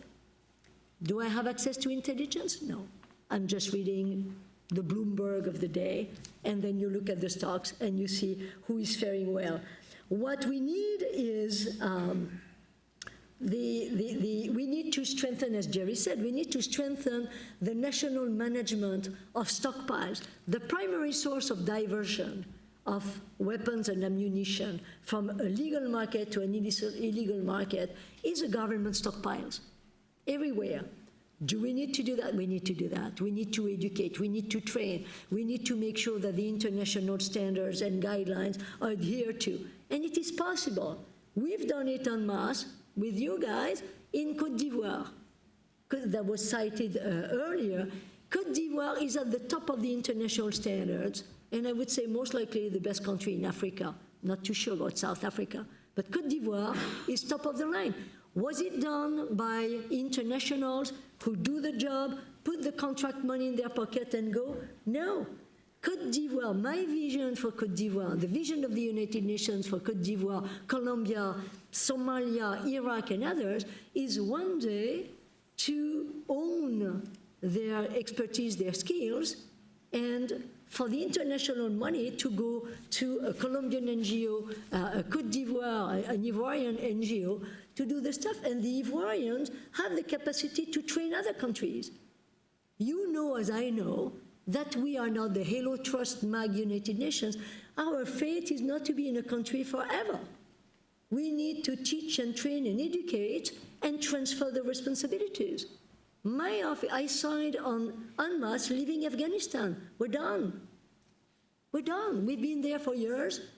We've been there thanks to the money of the international community, and we were hosted by the Afghan government, and now we're saying goodbye. In my view, they're equipped. They can do it. If they need a help, if they need a hand from the United Nations, we can send somebody. We're not leaving them hanging, but we are out of there. And other countries the same. Côte d'Ivoire, we're leaving. Côte d'Ivoire has everything it takes to do it. And then when they trip, and they will trip like we all trip, well, you know, the United Nations will come back, give a quick hand, a quick advice, deploy a few people, and then they do it. So this is what we have to do, and it goes with the precursors. It's education, it's training, it's assistance, it's giving a couple of experts and looking at the national legislations and making sure that it's done. It is mobilizing the private sector and the private entities. They have a responsibility in there, and we need to enlist them. In my days on chemical weapons, I spent a decade working on chemical weapons, we worked with the chemical industry lobby. We needed the chemical industry to understand what we were after in order for them to mobilize their own industry. Now, the extracting industry cannot be perceiving that we are making their job difficult in controlling or in giving them another set of rules on explosives and detonators and cords and whatever. We need to get them on board, in my view, in order to get their support. But that can be done, and that must be done. sharing information has to be done. We need to share what is shareable. I mean, you know, you share that according to a degree of classification, and it does not go everywhere, but at least everybody will work together to make it happen. You have a resolution that was adopted last year that says, encourages states to respond to the needs of today's peacekeepers to operate in new threat environments involving improvised explosive devices, including by providing training, capabilities, information, knowledge management, technology. It's all about working together and building our own capacity. That's what we need to do about precursors. Are we going to clean up the world? Most likely not. But we will make it more difficult to operate. There is a space for the United Nations. There is a space created by the United Nations working together with the right member states, and then there is what member states can do bilaterally, and all of that responds to a common agenda that we have. The US administration of today and the US administration of yesterday and the world administration, 193 member states today, have only one common agenda. We cannot afford, at many levels, to have a Middle East that is, you know, blowing up in flames, and we cannot afford having these humanitarian catastrophes, these refugees with nowhere to go. It costs money. If you're only looking at the money side, there is a way to reducing this. So this is what we do. Reintegrating former combatants. I would say demining is part of the answer. And I will give you concrete examples of what we do. When we first started engaging in Colombia, I don't know if Daniel is still here, we, en masse, we actually started engaging on the track 2 level with the FARC. Nobody was really talking to the FARC. That we were not invited to really participate in the negotiations, but the whole magic of the UN is that we find our ways. And it was obvious to us that one day these people would have to be reintegrated in their society. It's going to be difficult. It's a complex operation. But it was not if, it was when. Now, we thought, and I thought, and that's my exit strategy for Colombia, that we needed, first and foremost, we needed Colombia to accept the principle of civilian demining organizations. HALO would not be in Colombia if en masse had not worked on the accreditation process of civilian organizations. We needed a decree passed by Colombia. That was done. That was the first step. And that was the first step towards having civilian organizations that would start being international, but that one day would be national. Now, what does an organization like FARC need? Well, they need to understand what it takes, and we've worked on that, and I understand that now you've taken, WRA has taken an initiative with another partner of ours, ITF, to actually do it further with the FARC, but teaching them the basics. What is a commercial organization? How do you manage an NGO? What is an accreditation process? Now, we need to build the capacity of the government. It was DICMA at that time under Daniel. How do we make sure that DICMA does not take 3 years to accreditate HALO, and that can do it faster? So today, as Daniel said, we have 9 organizations, and the vision, realistic, is not a dream, is that one day these guys will be able to be reintegrated in their society with a new status. They will have gone from a terrorist organization to commercial organization that's going to get some of our international funding, those states that can give them money, and they will be reintegrated in their society in doing good job for their country. So that's one side. In Somalia, a couple of years ago, 3 years ago, my colleagues and I saw that there was a minefield at the border of Somalia and Ethiopia. Frankly, was it such a priority? I mean, Somalia was such a big problem that it was not on top of the priority. But we had the potential to employ a big number of young Somali men, age 18, 25, for a number of years, giving them and working on the HALO and MAS model of Afghanistan, giving them a job, skills, a status, an income that would go back to the society. You're talking countering violent extremism. You can at least anchor what we call youth at risk. So this is something that we are looking at in a number of countries. It started with Afghanistan, it was before me, and we are expanding it to other countries. It is a pilot that is worth being explored in other countries. But again, this is not a panacea. At one point, some countries were turning every African demobilized man into a fireman. There's just so many fire brigades that you need in a given country, while there's just so many demining teams that you will need. But that would be one way of going about it. Thank you so much. I hope I have answered your question. You did. Thank you so much. And you know, I had a statement, but... No. Well, thank you. That was fascinating. Okay, our next speaker is a senior advisor to U.S. Institute for Peace for Demobilization and Reintegration of Ex-Combatants in Colombia. And Jenny, thank you for being the third and final panelist. I have some questions that you may wish to consider. I had to email all these to the panelists before, so it shouldn't be too much of a surprise. What are the most important issues facing landmine and IED clearance operations in Colombia and also the region? What role do you or USIP plays in removing IED precursor and weapons from circulation and helps to reintegrate demobilized ex-combatants? And finally, how can civil society groups and implementing partners become involved with these efforts? The floor is yours, Jenny. Thank you so much, and thank you to the HALO Trust and USIP for hosting this important meeting on demining war zones, opening space for building peace. And I would echo some of the comments that have been made previously to the importance of thinking about this linkage between the construction of peace and the clearance of lands, of mines, and other unexploded ordnance, IEDs, et cetera. I've been asked to talk about the most important challenges to mine action. I'll borrow the term, which I've learned today in Colombia. In doing so, I hope to broaden the conversation beyond the technical and military aspects of what's involved. So I may not specifically answer your question in the way you had expected, but I hope that I can offer a broader perspective from a civil society perspective, but also from a peace process perspective.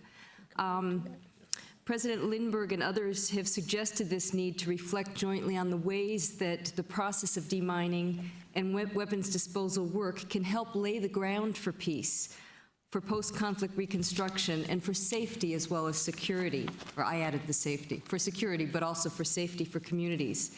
And Dr. Rutherford has underscored the historic and the increasingly important voice of civil society and the, quote, risk of losing our normative voice, which I think is really important to acknowledge. After Afghanistan, Colombia is the country that has the highest number of people in the world affected by landmines, IEDs, and unexploded ordnance. Its victims include some 2,000 people dead and some 10,000 wounded, of which 38% are civilians. Half of Colombia's 1,102 municipalities have landmines, and plans are in place to clear the lands by 2021, though most expect that this is an impossible task, that it will take at least 10 years for this clearance to happen. In addition, more than 7 million Colombians, the second highest number in the world, have been internally displaced by the conflict.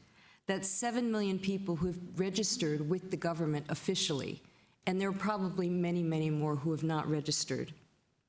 Jody Williams reminds us in a prologue to the new study on landmines in Colombia being released tonight in Colombia by the Historical Memory Center that landmines remain after peace accords are signed. They have been called the eternal soldiers, the mortal seeds that continue to sow death after the soldiers return home. They are weapons of mass destruction in slow motion, she tells us.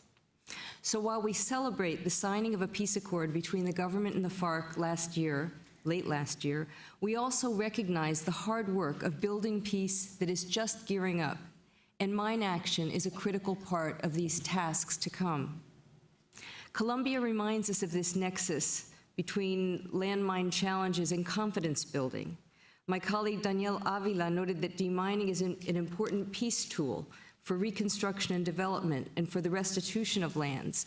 And I would just note, in looking through the peace accords, some 310 pages worth of them, demining is an integral part and really integrated into the many different elements that are laid out in the peace agenda in Colombia.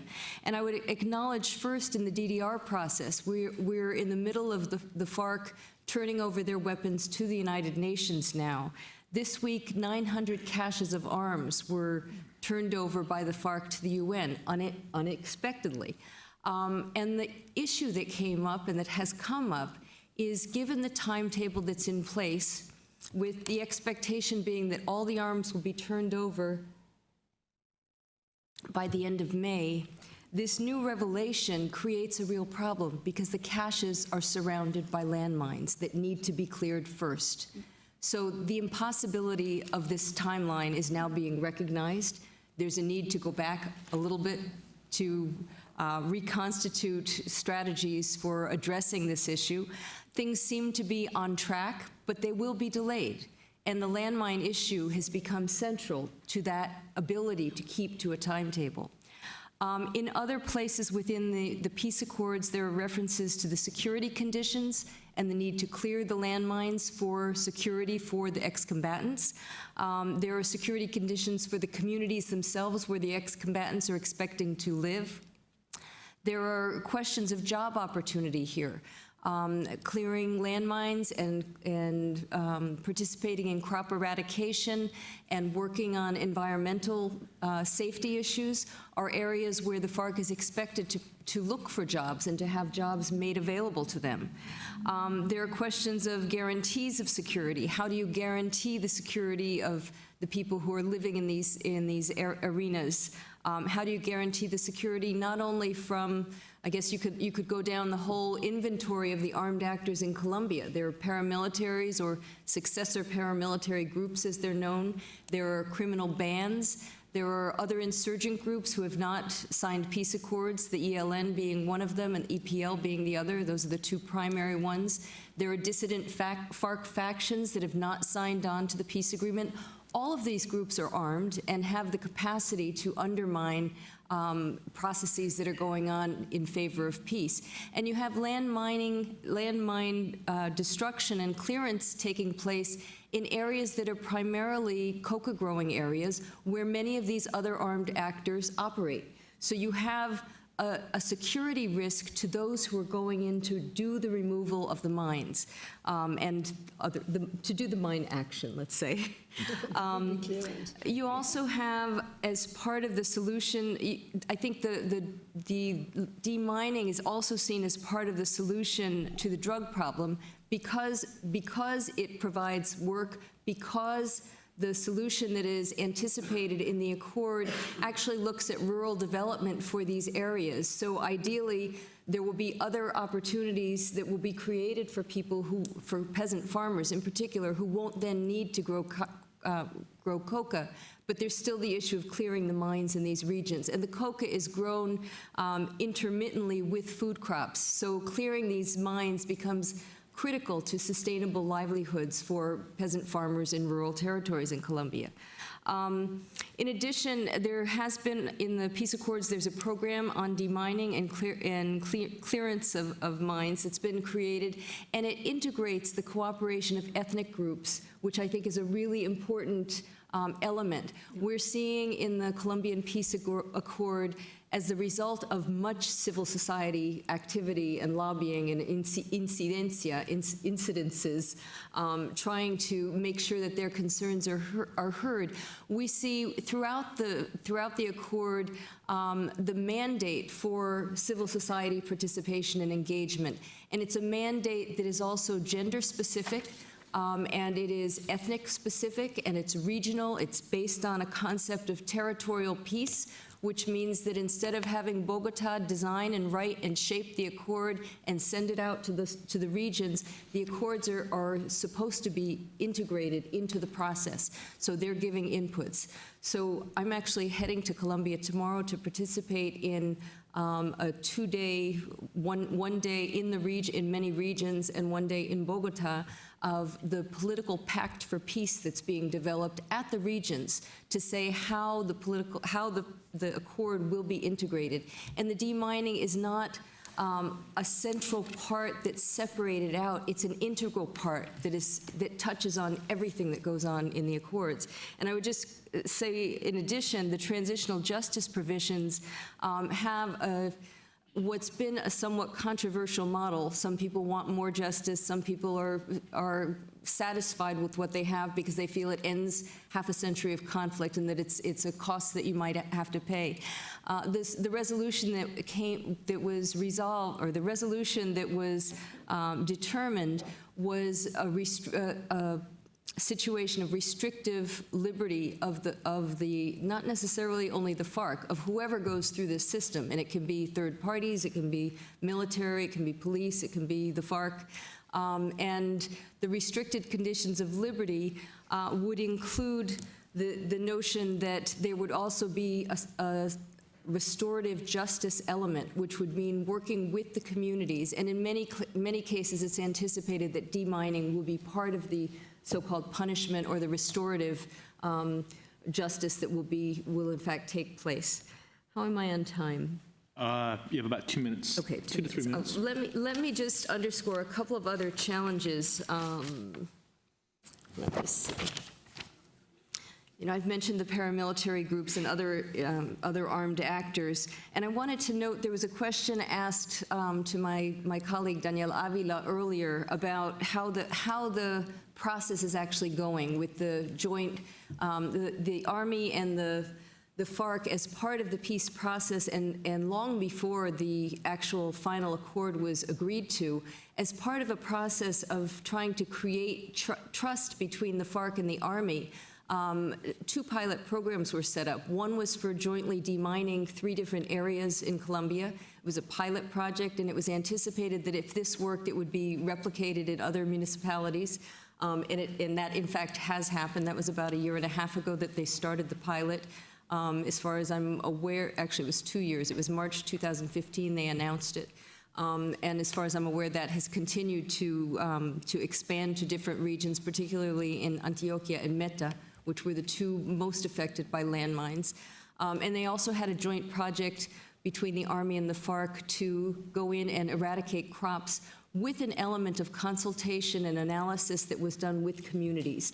So this is a very concrete example of how the demining has been used to build confidence, and how, before an agreement was ever met, there was a real effort in Havana, where the peace talks were taking place, to try to bring the FARC and the Army, who were the parties, after all, that had been shooting at each other for 50 years, to try to bring them to some understanding that they could work together in a future Colombia at peace. So it's pretty astonishing when you look at the sequencing of events that the Army was actually on board working with the FARC much before the civilians were able to come to agreement.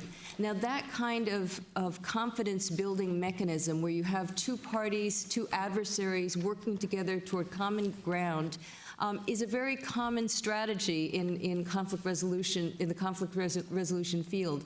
But unfortunately, it has not been done widely. So there are still sectors of the military who understandably are skeptical about FARC intentions. There are still large portions of the population who are also very skeptical. I think this is going to be a long-term process. People don't change their perceptions of the other overnight. They change when they see that good things are happening.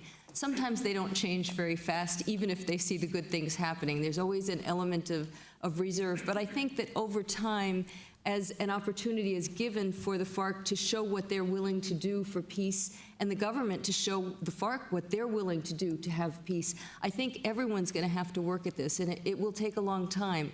But the landmining, I think, will continue to be one of the critical elements in making sure that that path is followed in the correct direction. Thank you. Thank you, Jenny. That was awesome. I saw that you wrote handwritten notes. If you could write that up, and we would love to publish that, what you just did. That was pretty good. Publish it in our journal. I thought I would give each panelist maybe 2 minutes max to say something that you wanted to say. because these are questions. I was assigned a topic and I assigned you questions. So if there's anything that you wanted to say that you haven't said, then we'll open up for questions. So if there's nothing you want to say, don't say it. If there's something you want to say it. I'm a diplomat. I always have something to say. 2 minutes, yep. I'm a diplomat, so it's going to be 2 diplomatic minutes. Coming back to your first question, I'm not off script. When you said the most important issues, I would say in the removal, in your own terminology, the removal of IEDs, to start with, it's important for you to leave the room in knowing that we have come with an international lexicon defining or explaining what an IED is. In the mid-90s, we had a record number of landmines because we had a record number of victims, because there were victims, but also because everything that was exploding was called a landmine. And remember that usually it happens in non-English speaking countries or where English is not their first language. So when you hear I would say the white man called that a mine, everything becomes a mine. And the reporting got better, and the evidence-based analysis became sharper. Now we are in the mid-2000s, and everything is an IED. Well, not everything is an IED. We even have an emergence of a new terminology that is called an improvised landmine, as if the context or the terminology was not complicated enough. So just remember, you have two types of things. You have victim-operated devices. You walk on them, or you lift up, it's pressure-plated, and then it blows up. Could be called a landmine. And you have the real IEDs, and I send you to the website of the UN en masse, and you will see in the lexicon what it is. And it is very important, not from an academic perspective, but from the bill you're going to pay. Because when commercial companies or others come to you and say, it's completely infested with IEDs, the expertise is very restricted. This is not a job for amateurs. Those of you who have served in Afghanistan 20 years ago, I would say you're no longer current when you see what we see in Syria, Iraq, Somalia. And we need to really fine-tune what we are talking about in order to target the right expertise and to pay the big bucks to those who really have the expertise. And this is why we have embarked the United Nations in the elaboration of IEDD disposal standards. Because right now, it doesn't exist. You come to me and you tell me, I'm an IED expert, and I would say, says who? Because you have an American uniform. So, I'm a center of excellence, which is my favorite example, and my colleague from NATO is not here. Says who? What's a center of excellence? We didn't have any benchmark. And a military demining is not a humanitarian demining. You don't clear up a road when you have to go house by house. So the terminology is important for those of you working on this issue. 2, support and partnership. 2 minutes. Partnership, the first partnership is with the affected country. You need a compact with the affected country. You need to be working with them. They need to want you to be there. And not only do they want you to be there, but you need to have them actually invest in that relationship.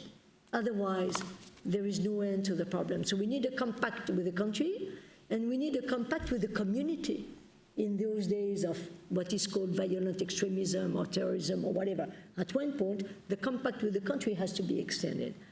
Partnership with the donor community.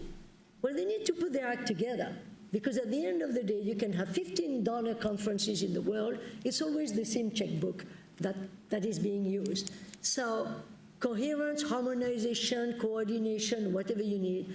But then this is where I've been advocating for years, the fact that we need to agree on who is doing what. And this is where my office has a role to play, because we are the center, not to boss people around, but just to make sure that HALO and MAG will not find each other at the same place, funded by two neighboring countries. That would be stupid because it would be a waste of money and then it creates tension. So we're just mapping and trying to see what the added value of comparative advantages of each and everybody is. Partnership with the private sector. Private sector, I mentioned it with the precursors, but private sector as donors of expertise, of equipment, and of creativity. We need to jump there.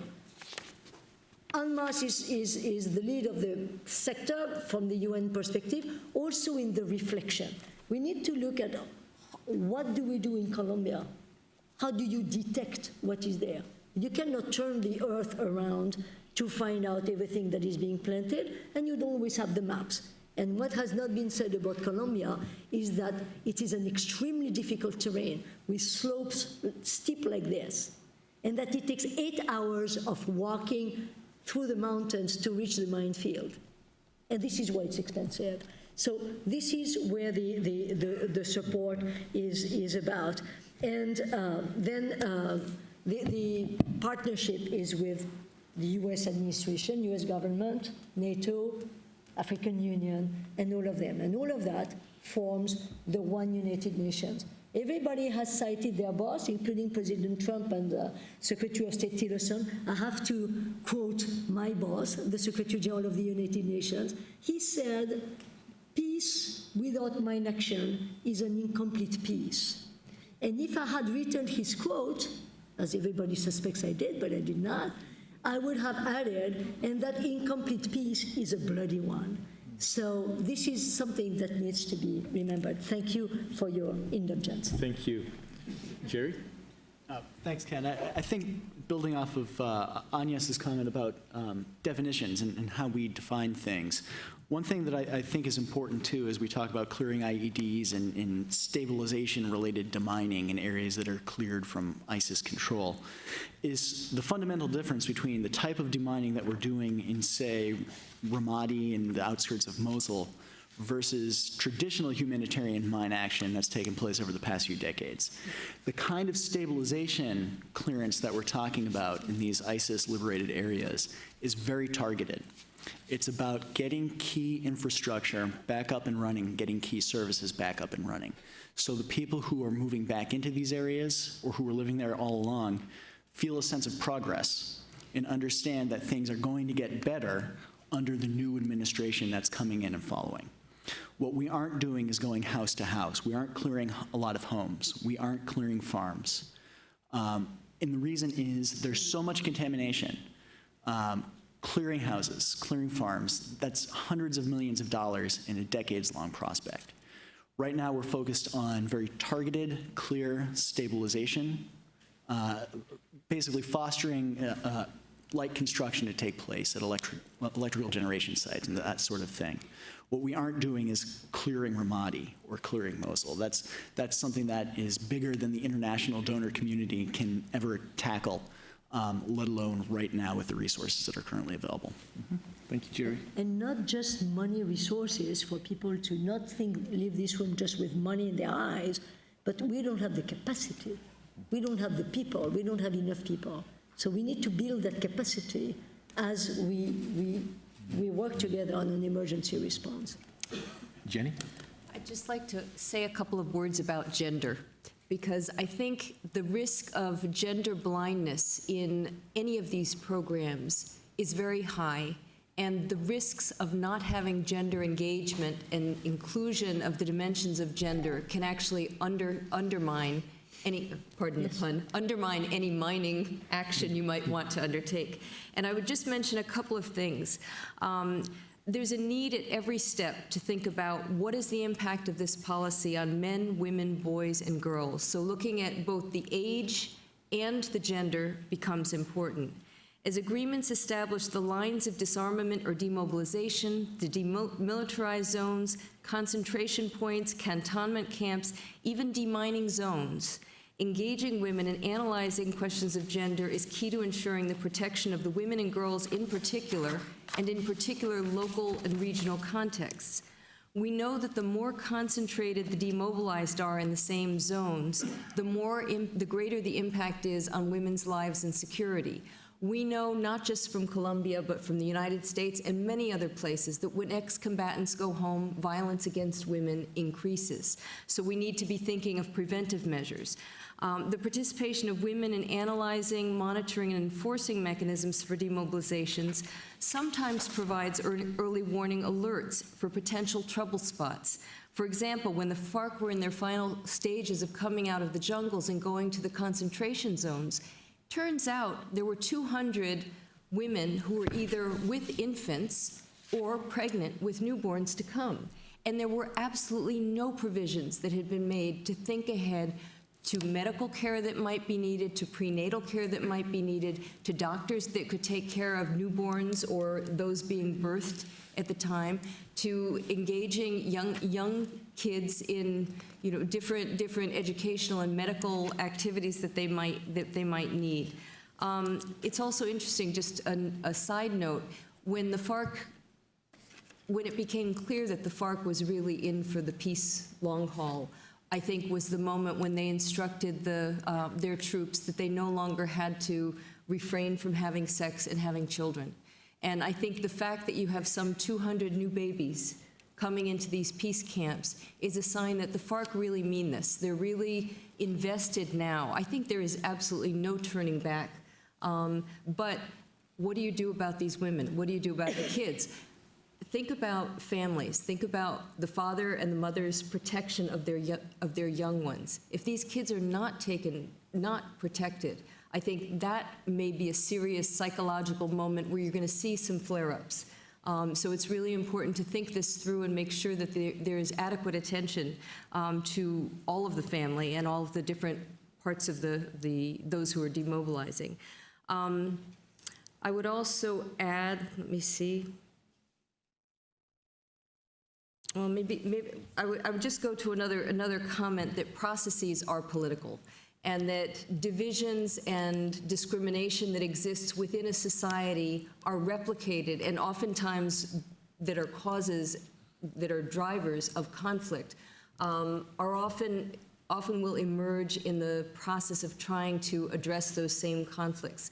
So what you'll have, if you don't have a consciousness about these differences, what you'll have is a reinforcement of the practices of discrimination in the new society that you're trying to build to be more equal and to prevent a recurrence of the conflict. Thank you, Jenny. Now we'll open it up for questions, and what I propose, we have 15 minutes left, is take a list of questions, and each panelist would have about 5 minutes to address the questions that are pointed to them. There are microphones on each side. We have a question down here, sir. And maybe introduce yourself. Name and affiliation, maybe.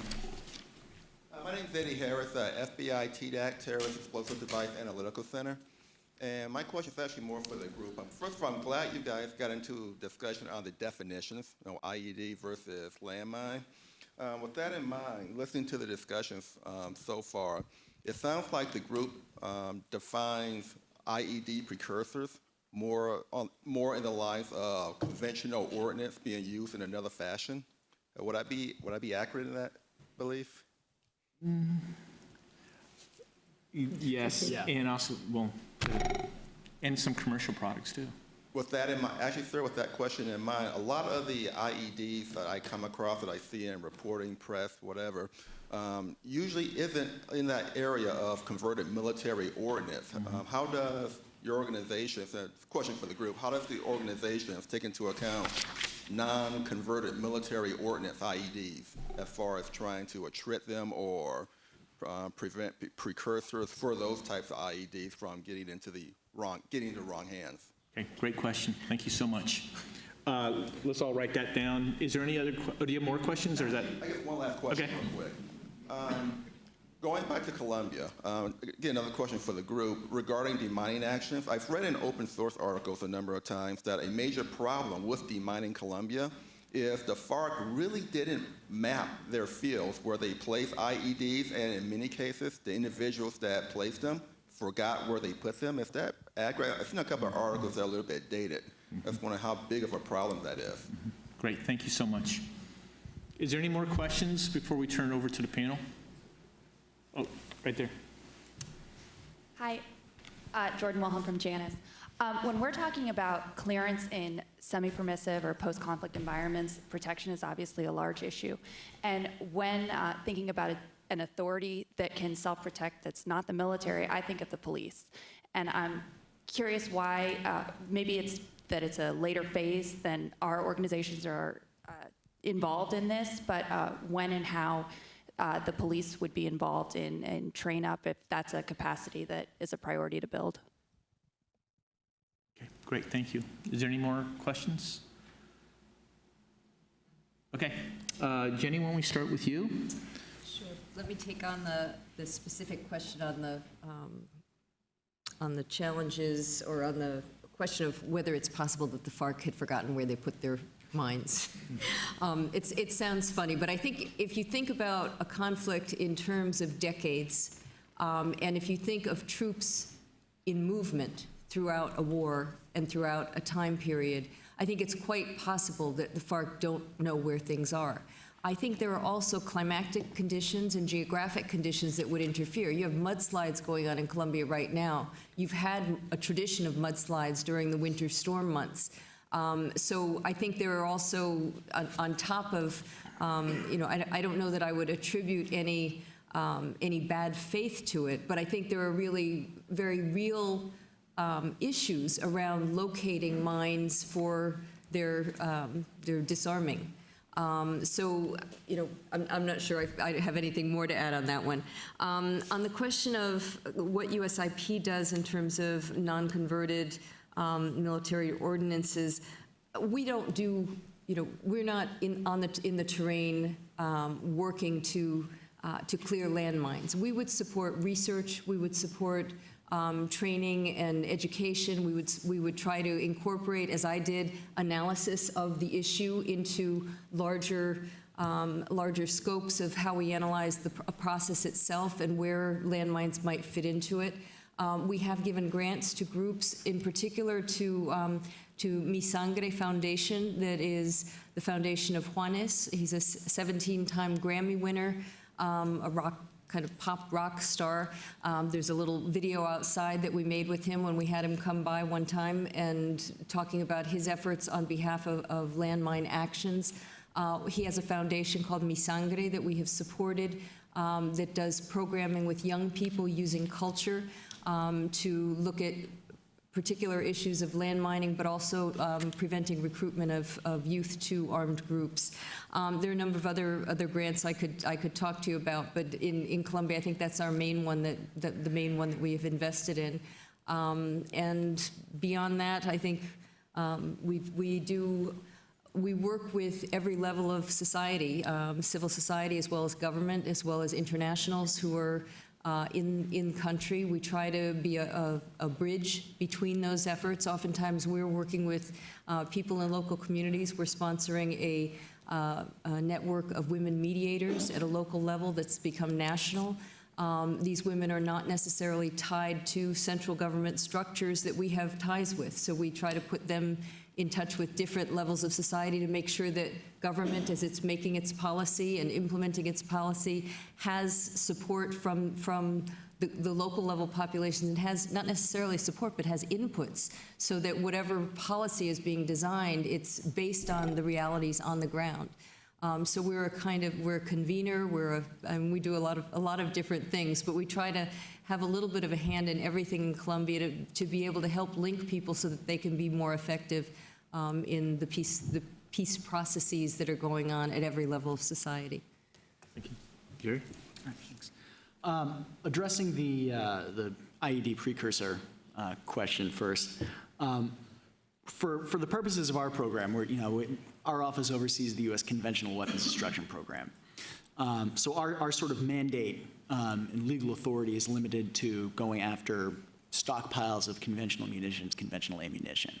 So to the extent that we can contribute to sort of the broader counter-IED mission overall by going after those stockpiles that are at risk, that's what we're going to concentrate on. And I think it's important to also differentiate, talking about definitions. differentiate between counter-IED versus IED clearance, which is the type of thing that we're talking about mainly. Counter-IED, defeat the device, disrupt the network, train the force. We generally aren't going to be involved with disrupting the network, and we are going to be training the force to a certain extent to deal with the devices they find in the field in that humanitarian clearance context. Depending on who our implementers are, we may be involved somewhat in disrupt the network by providing information back to the authorities that may be on the types of devices that are found. But beyond that, when it goes to precursors that are not converted military ordnance and that sort of thing, that's not something that our office deals with, but the State Department does have other organizations that work on those types of issues. There's the Bureau of International Security and Nonproliferation. They have the Export Control and Related Border Security Program, for example. They'll work with partner governments to prevent those other types of precursor materials from crossing international borders. And then there's the State Department's Conventional Arms Threat Reduction Office, which works on a lot of policy issues related to that, making sure that governments are taking appropriate measures to deal with those precursor materials in a responsible way and aren't allowing them to fall into the hands of bad actors. Switching to your second question about the FARC, they didn't map their minefields and how big a problem is that.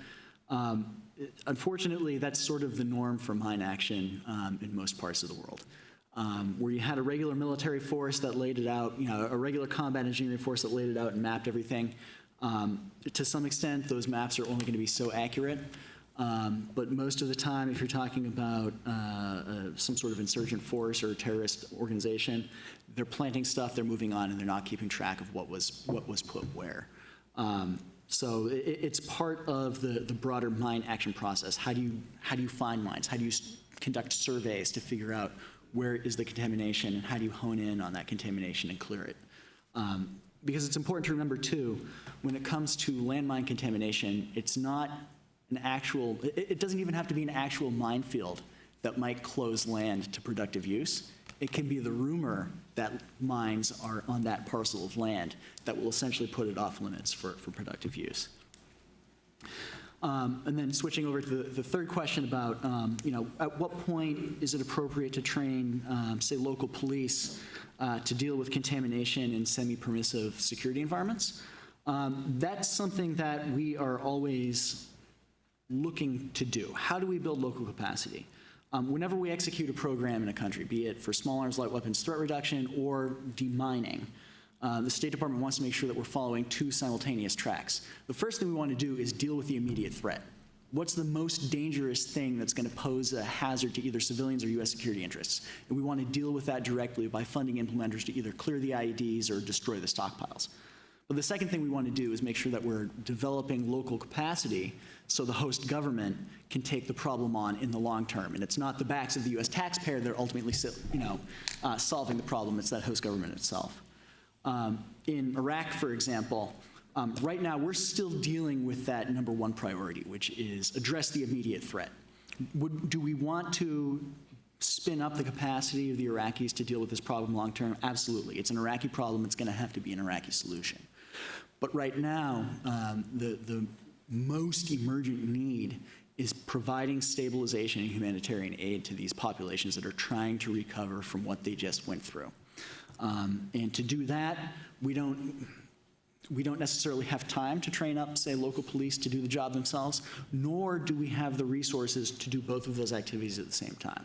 So we're putting all of our eggs sort of in the clearance basket for now, not to say that we aren't actively exploring ways that we could look at capacity development long term. And I know that's something that Agnes is considering very much currently as well. Yeah, thank you. We have actually started doing it. I will just talk about police. We do, in the countries where we are, pretty much 20 right now, we do train the police in basically taking care of their issues, but in the context of what a police force is mandated to do. Usually this is within a security sector reform program, but we take care of the explosive hazard side of the training and information of the police. I can give you One good story is the police of Mogadishu, because there are good stories. We have reached the stage over a year ago where when there is a VBIED going off in Mogadishu, that's too often, unfortunately, but the Mogadishu police deploys without us now.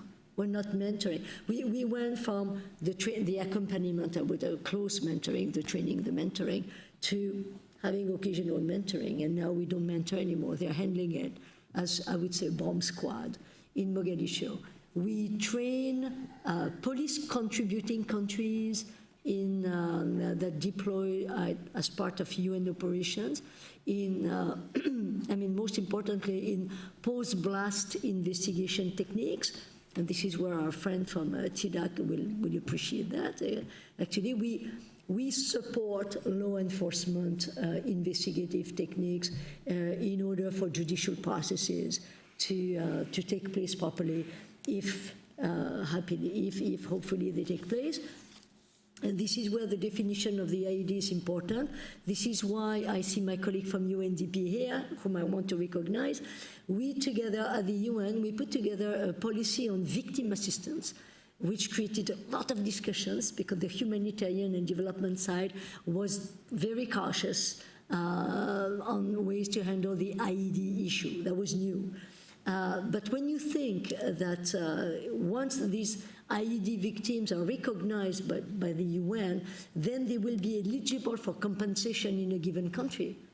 And I would say, you look at European countries these days, my own being targeted all the time now. Well, when the judicial process is successful, these people should be eligible for compensation, and that victim assistance has to be part of a UN policy. So the police is good. We work very closely with Interpol, although we have different mandates. It's a little bit like the FBI. FBI, Interpol, they go after individuals, and people, we don't. We create an environment that is conducive to these people doing their job. We don't exploit the data we get. They will have the means of doing it. Great, thank you. I just have a couple closing comments, two are self-plugs in a way. One is the current Journal of Conventional Weapons Destruction just came out last week. It's out there. The title is What's in a Name, Improvised Explosive Device, Improvised Landmine, Victim Activated, Artisanal, and IED. So that's out there. We're talking about these definitions. Just it's hot off the printer. Second is, I have a book coming out this year called America's Buried History, Use of Landmines in the Civil War. 6 different types of terms for landmines. In fact, the first American to die from a landmine was 155 years ago next week in Virginia. And Americans were not going to face landmines for another 50 years or use landmines for another 70 years. For about 16 different places. Finally, in the military precursor and commercial precursor, I see this as a conflict between the humanitarian mine action community and the military security community. One is protective of avoiding piercing of its neutrality shield, in a way. And the other, in the counter IED community, is looking to attack the network and looking for evidence. And there's nothing better than an existing piece of evidence of a weapon that didn't go off. That's it for this panel. We have a coffee break, and thank you very much to the panelists. Appreciate it. Thank you, Ken. Thank you. Great job. We have so much to say.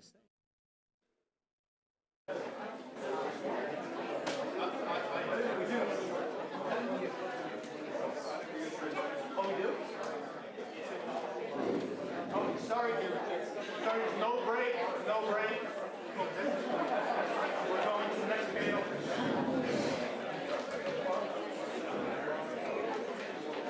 I think that what you said at the end, there is a conflict between the humanitarian.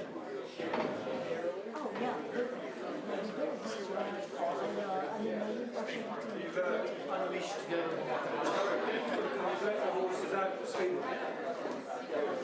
Right.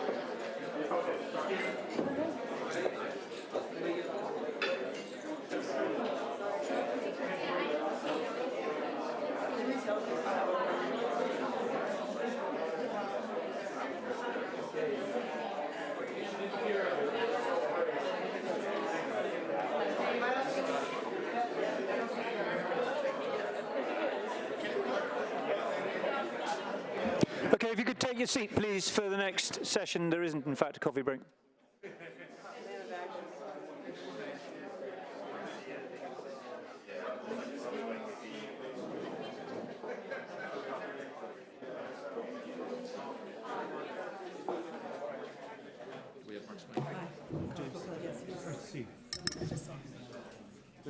Just there.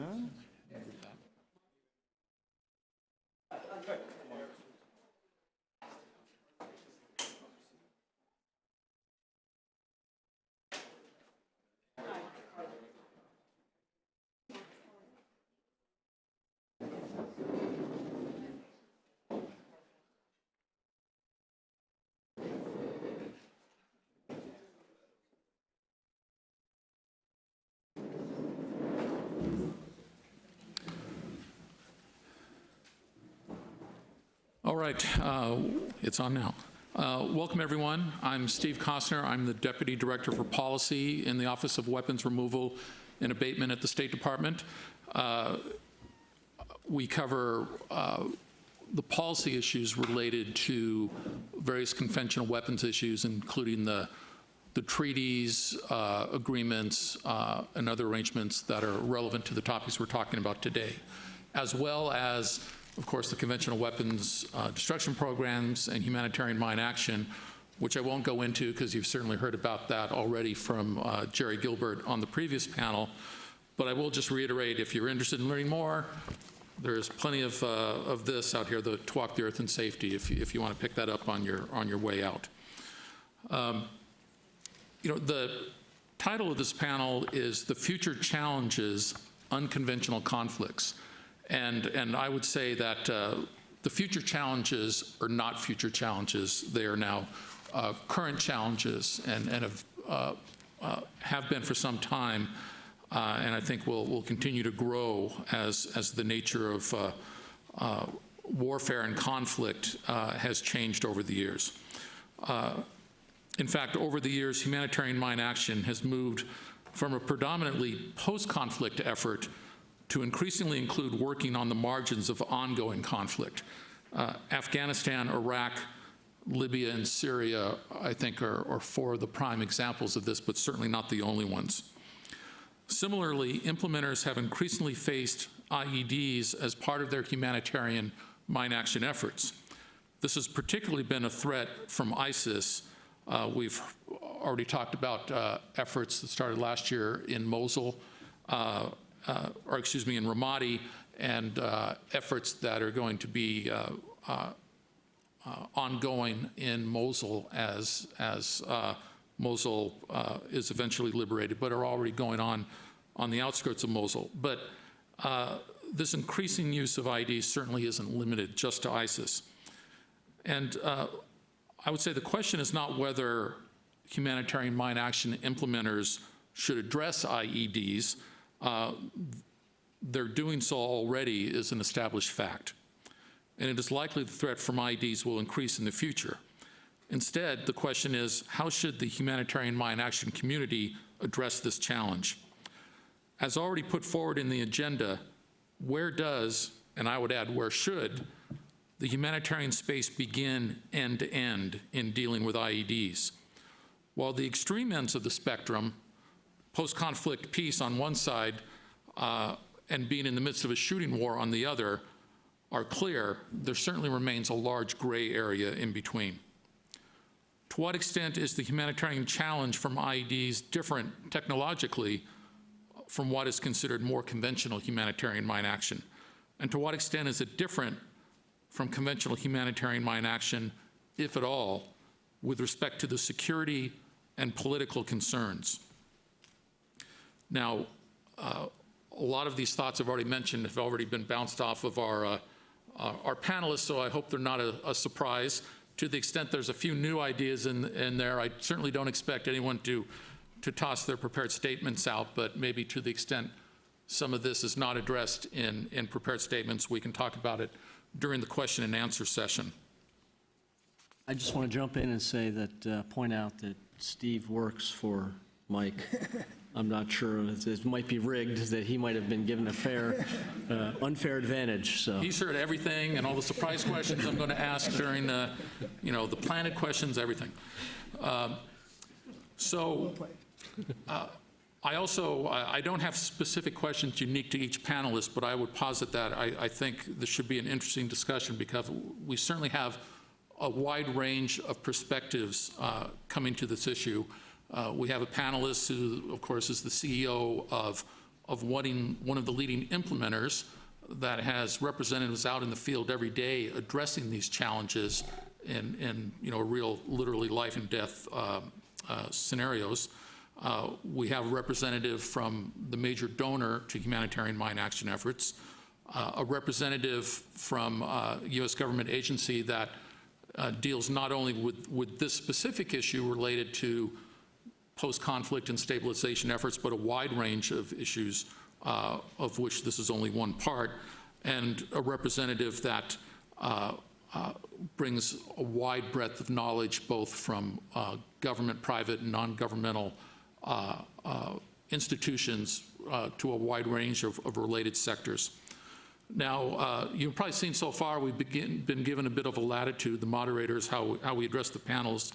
I'm going to do one thing a little different. I am going to provide some brief biographical information because, don't worry, I'm not going to read the long bios that have been made available word for word, but I think it is important to touch a little bit on the experience. So I will summarize what's in those bios, but we're going to start with Major General Cowan, and I will not do his bio since we've already heard it today, and probably once is enough. General, I turn it over to you. Steve, thanks very much. Well, I'm going to start with a quote from a famous thinker on peace, Karl von Clausewitz. The supreme responsibility of a leader is to understand the nature of the enterprise upon which he's engaging, neither mistaking it for nor turning it into something that's alien to its nature. I would argue that too few Western policymakers spend enough time thinking about this. Actors, whether state or non-state, will find themselves employed in much more complex circumstances than in previous eras. The battlefield has changed. It's no longer the clean place swept clear of all distractions where armies can slug it out. This increasing complexity has not been matched by thinking. The last 30 years have been marked by intrastate conflict, in which the binary relationship between friends and enemies has been replaced by multiple antagonists, actors, and audiences. And I thought Dr. Bouvier brought this out extremely well in the last session. And in the last 5 years, this era of intrastate conflict has been joined by a renewed interstate hostility, notably in Ukraine, Syria, and Iraq, with Russia and the West increasingly at loggerheads. In the mine action sector, the trend of recent years has been towards the funding of in-conflict and away from post-conflict operations. While HALO has always operated in both kinds of environment, we've been in Afghanistan since 1988, we worked in Sri Lanka during the war, we were in Eritrea and Chechnya, the trend is undeniable. The West priorities are increasingly Syria, Iraq, Afghanistan, Ukraine, Libya, Yemen, the Sahel, and the Maghreb. The weapons of choice for insurgents in these environments is a mix of small arms and IEDs. When I was a soldier as a brigade commander in Afghanistan in 2009 to 2010, by way of example, I suffered 64 fatalities, 32 to IEDs, but those numbers were actually dwarfed by the numbers of women and children who were killed in consequence of that conflict. That was precisely half of my casualties. The others were coming from direct fire weapons. In Syria and Iraq, the indirect rocket and artillery threat is also prevalent, along with air-delivered systems such as barrel bombs, all adding to the mix. So how do we, the mine action sector, fit into this space? I want to look at this from 4 perspectives: security, tactical, technical, and social. Tying all these 4 together is what I believe is the center of gravity: consent. Consent can either be gained voluntarily or it can be achieved by force. I don't think achieving something by force is necessarily what you want to hear, but it can be done. Consent either way is essential. Without some sort of consensual environment, unprotected humanitarians will simply become victims. As a former soldier, I have my concerns that a lot is now being asked of NGOs. Victim-operated IEDs are not inherently different from mines. They aim to block or deter someone from entering an area by killing or maiming.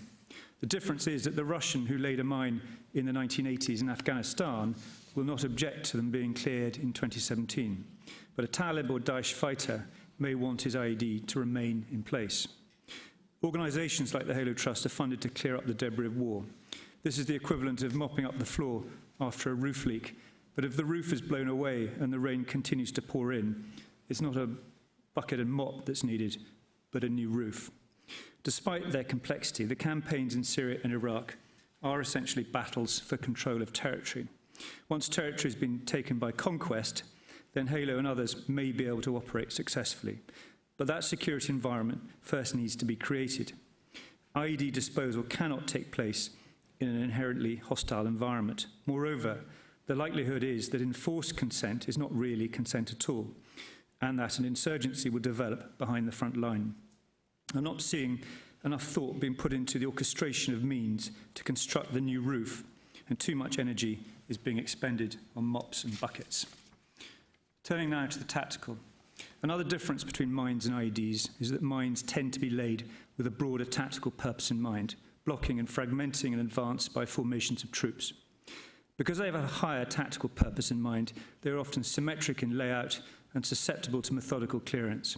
IEDs, by contrast, are often laid to deter much smaller groups of counterinsurgents and are therefore placed in much more cunning ways, asymmetric in layout to catch the unwary, and supported by booby traps and secondary devices.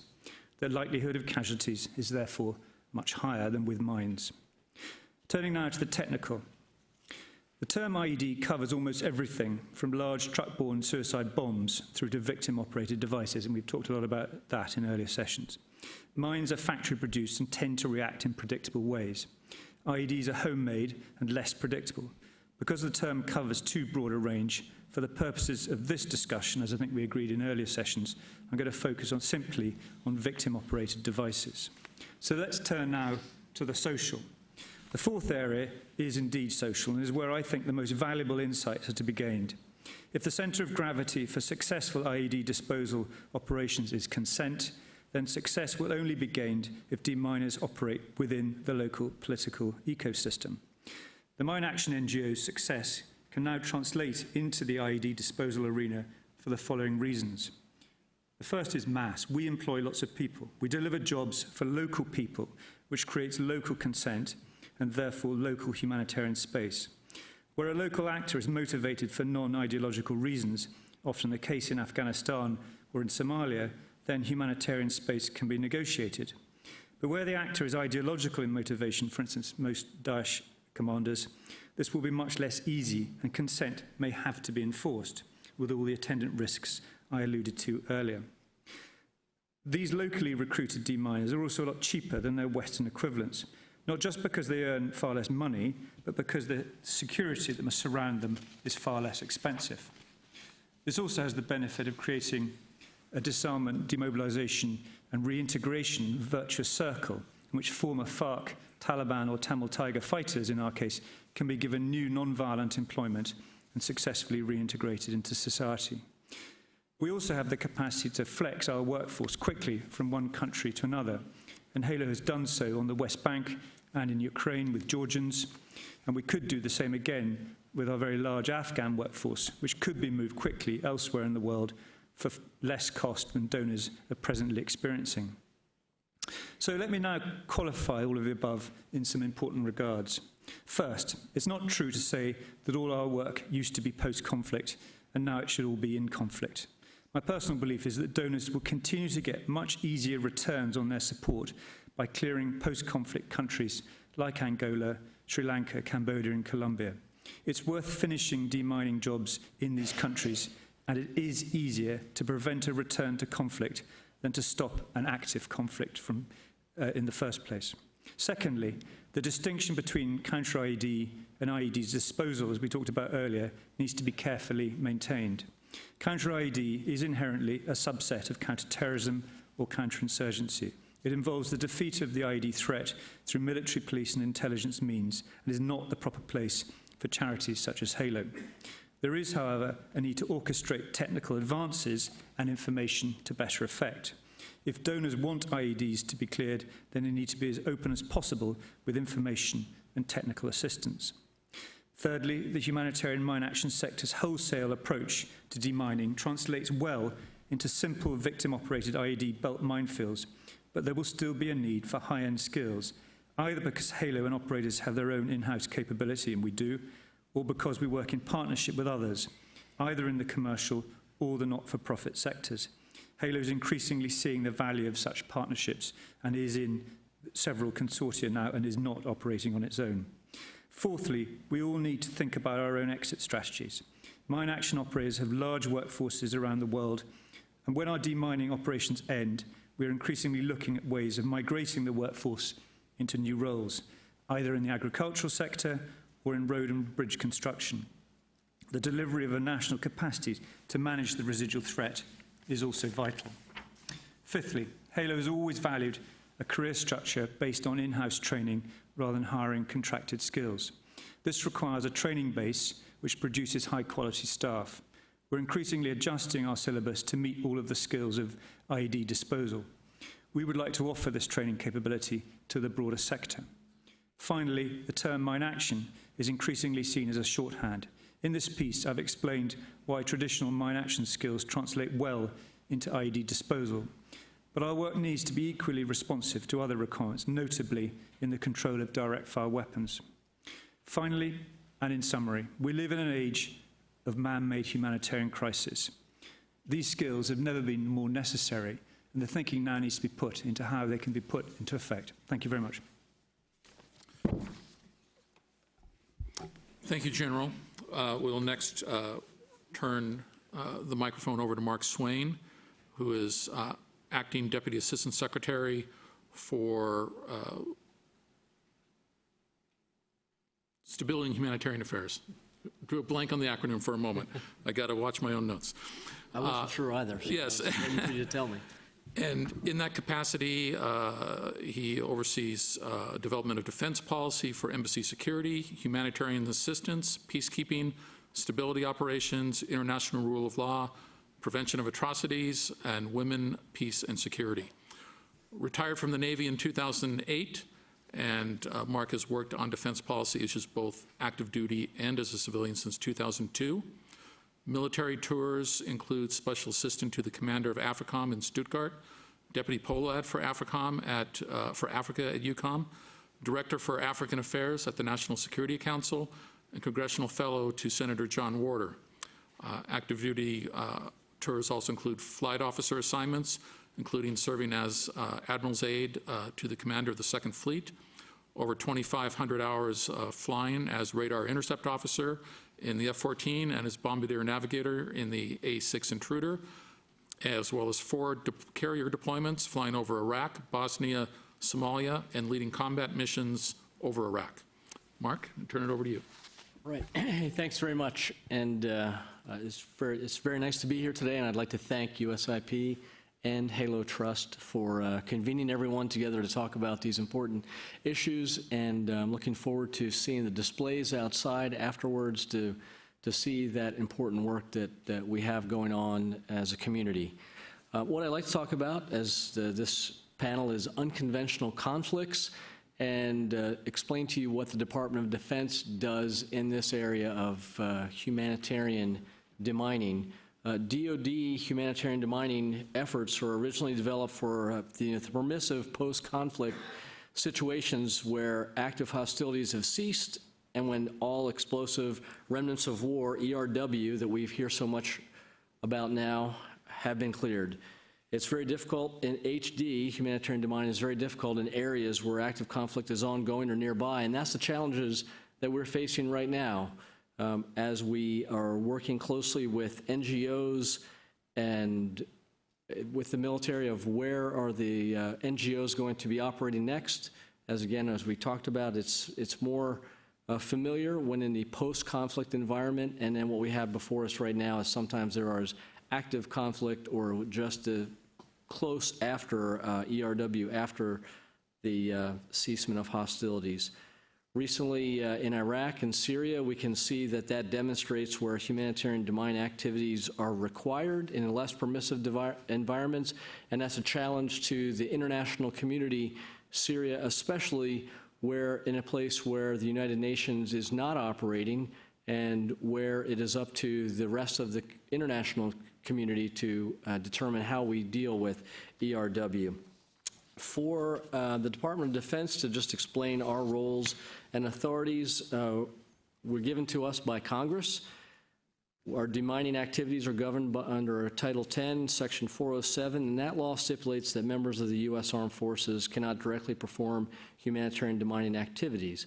But U.S. personnel, what we can do is we can train and assist others to do that important work. Two programs that we have. The first one is the Humanitarian Mine Action Program. It's administered by the Defense Security Cooperation Agency, DSCA. That organization works for OSD Policy, and that is where my office resides, and I work for OSD Policy, the Undersecretary of Defense for Policy. So we coordinate those activities for humanitarian mine action. The funding comes from the ODACA, the Overseas Humanitarian Disaster and Civic Aid Appropriation, and the importance of that for our funding each year. And this last year, Congress has increased that funding. ODACA is generally $100 million a year. It's a fund that we use for our steady state, all humanitarian assistance. And in a time of a disaster, when there's an earthquake in Nepal or there's Ebola in West Africa, when our military response, ODACA is the authority and funding that supports those activities.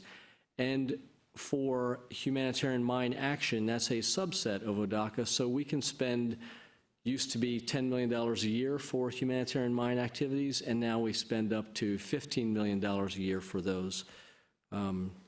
So I wanted you to be aware of that. And then the second agency program that we have is the Humanitarian Demining Research and Development, and I will talk about that in a little bit. Right now, we believe that the UN in the field, the UN coalition, local partners in the U.S. should assess and look at ways to accelerate explosive remnants of war and IEDs and demining, risk reduction, education, and other explosive hazards. This is a specific intensifier that is affecting our Defeat ISIS campaign throughout the world. And as you look at what is happening around the world, where are the most, who is perpetrating laying the mines and leaving there and leaving the ERW, it is focused on many by ISIS. I think we have a common goal as an international community that we want to rid the lands of those ERW, and I think this is an area of unconventional conflicts of how do we do that. For our humanitarian mine action program, what we have done in the past, it's worked out of Fort Lee. It's the Humanitarian Demining Training Center, and that program, again, is up to $15 million a year, and we work closely with our combatant commands on how we go about prioritizing what the humanitarian mine activities are, and we use that funding and we train our partners on the ground in those affected countries with partner militaries to train them in weapons and EOD, the ERW and the EOD removal. For those activities, we work on training the trainer, and we work closely, again, with the State Department, and I'll let Major General Rothstein will talk about state, but many activities that we have with HMA, the Humanitarian Mine Action, we do hand in hand with state and where our priorities and activities go about. The second proposal, the program that we have, again, is the Humanitarian Demining Research and Development, and that team is down in the front here. Charlie is leading that team today, and I'll let them talk about their issues when you go to the displays next door. But this is an important activity and operation that was started in 1995 by our Congress. It's funded by my office within OSD policy at about $10 million a year.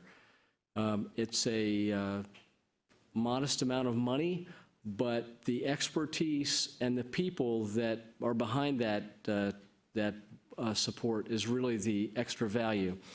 Those individuals work with the HALO Trust and other NGOs that work for humanitarian mine demining, and they take their expertise to develop, demonstrate, and validate existing off-the-shelf, cost-effective, and internationally shareable technologies for use in humanitarian demining by civilian government organizations, foreign militaries, and NGOs.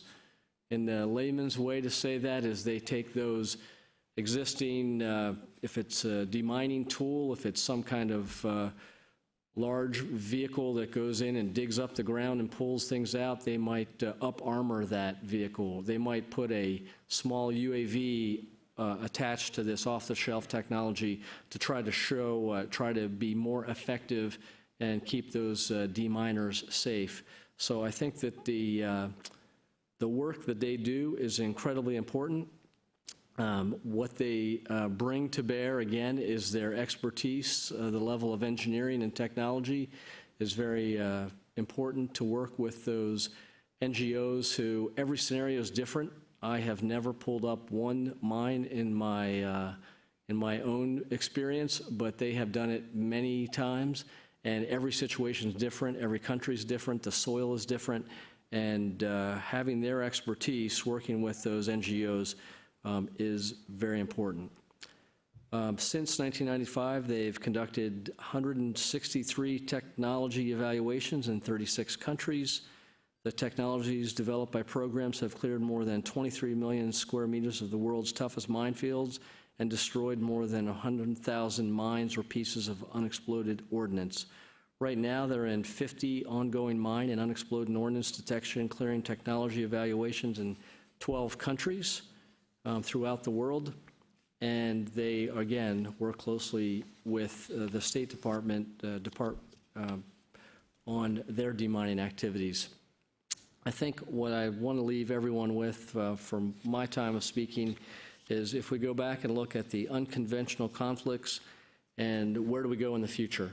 I think that we have in the Department of Defense two programs that are important and modest in their amount of dollars that we spend towards that, but the expertise that our humanitarian mine action trainers down in Fort Lee work with foreign militaries, and also the level of expertise that we have through HD R&D in Fort Belvoir working with NGOs, we bring a lot to the fight. But as we look to the future for unconventional conflicts, how do we work together and coordinate those and manage those? How do we work? We work closely with the State Department, but how do we in the future, can we work more closely with the State Department or the UN, or who is that overall clearinghouse for the activities that are going on? Again, I think we do a lot of great work, and I think that in the future we'll have to work more coordinated in this space to try to get effects. It's not just the amount of money that we put towards things. I think it's the expertise and how we coordinate to be more effective. So thank you very much. Thank you, Mark. And I would just like to reinforce what he said about DOD's humanitarian mine action activities, and that they've been a very close and valuable partner with us on these range of activities for years. And the To Walk the Earth in Safety is not just a publication covering the State Department's activities, but the DOD activities that were alluded to are laid out there as well. And I'll also note, as I look around the room, I see several people that were in Santiago, Chile at the end of 2016 for the annual meeting of states parties of the Ottawa Convention or Mine Ban Treaty. And for those of you who went on our Chilean host field trip up to the northern border with Peru to see some displays and performance of some of their demining technology. As we stood on the bluff looking down down in the valley at the 3 pieces of demining equipment that performed for us, 2 of those 3 were there as part of the program from humanitarian demining research and development that Mark mentioned. We see that as a highly effective and valuable program in a way to both help out these countries that need the technologies and also as a way to help develop and further perfect those technologies. Next up is Major General Mike Rothstein, who is Deputy Assistant Secretary in the Bureau of Political Military Affairs at the State Department for Plans, Programs, and Operations. And in that capacity, he oversees U.S. government global assistance programs and policies, such as the Global Peace Operations Initiative and the Global Security Contingency Funds, as well as a range of our, as you've already heard, conventional weapons policy issues and our conventional weapons destruction and humanitarian mine action programs and funding. As an active duty Air Force officer, which he still is, he has been a command pilot with over 2,500 hours of flying time, primarily in the F-16, and has led NATO efforts to develop the Afghan Air Force while as commanding general of the Train, Advise, and Assist Command of the 438th Air Expeditionary Wing in Kabul. He's also commanded an Air Force squadron group and 2 fighter wings, and we've already heard the Department of Defense out the Department of State and note that he is in fact my boss. So when we get to the question and answer session, I need you all to come up with brilliant and engaging questions to make me look good in front of him.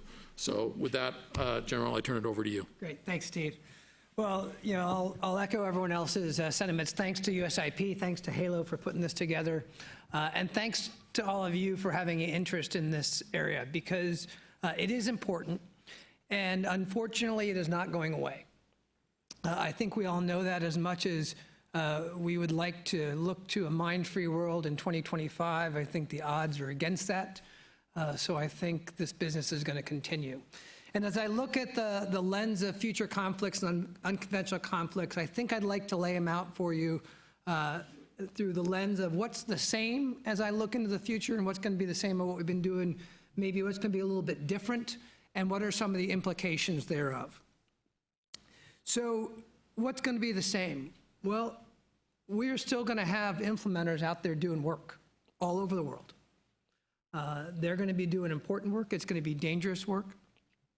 And we're not going to have enough capacity. So like Jerry talked about in the last session, both at the macro level, whether that's at funders, whether that's donors or states or the UN, we're going to make choices about where we put resources. And then even within the context of a given country, you're never going to have as much resources as you want, so you're still going to have to make those same hard choices about where do you get the most bang for the buck, whether that's literally or figurative. So I think that's going to remain the same. As we seek to do that within a country, I think another thing that will continue is that from the perspective of the U.S. State Department, as much as practical, continuing to do that through some sort of local mine action authority, whether you're dealing with UXO, whether you're dealing with traditional landmines, whether you're dealing with IEDs or all the other names that Ken talked about, that is the best recipe for success, is to still try to work through a local national authority. And as things pop up, and if we start to hear about efforts to go, we might need a separate IED authority, I would suggest that we resist those efforts, because I think the overall process, as Agnes and I talked about earlier today, it's still ERW, right? It's still explosive remnants of war, and the framework for which you do it needs to be the same. Again, that's an organizational framework, not necessarily the tactics of what you're doing in the field, because clearly that will be different. And as you do that, not only from the overarching organization, right, from a policy perspective in the country, from pointing out how you get accreditation for NGOs or other implementers in there, also, though, how you build a local capacity, which is also touched on, we see as we look into the future to be a framework we need to continue. So whether that's a local capacity to diffuse landmines or diffuse IEDs, you still need to build that as well. And then I think what's different? Well, certainly the tactics are different, right? As you look into this prevalence of IEDs, you're going to deal with them differently. And James talked about that quite a bit. You're going to draw on different, as the military says, tactics, techniques, and procedures, because they're not the same. I think we're seeing a migration where traditional landmines tended to be laid, because of the nature of them, potentially on lines of communication or in rural areas because they're doing blocking mechanisms for traditional military force. Certainly you see some of that still with IEDs, or just to throw one more term out for you, I'm starting to call them locally manufactured mines, because many of these places we're seeing, there's 500 of them, they're the same. It's not a classic factory, but it's, it might be a garage factory, but make no mistake, it's a bit of a factory. It's not one guy out there, doing it one time or making it different every time. But we're seeing the migration into urban areas, of course. And that has a different set of things you need to think about.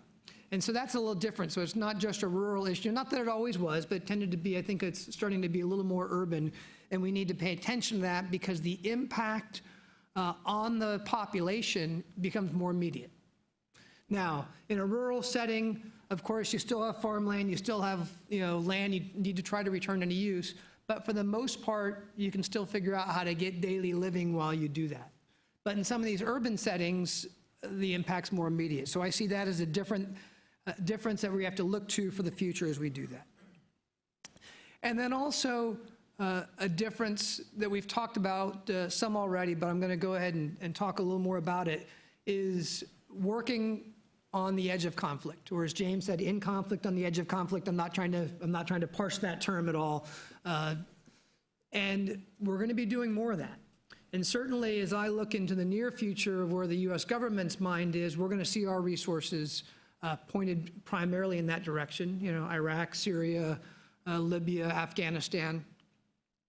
But there's implications of working on the edge of conflict. James hit on a few, security certainly being one of them. And I want to touch on a couple pieces of that from the security standpoint. One is money. So if we have to spend more money protecting deminers, and I say that in the broad sense of the term of demining, that's less money that's available to actually get work done, and it tends to be more expensive. You also have this interesting security piece that was touched on in that many of our implementing partners value their neutrality in the humanitarian space.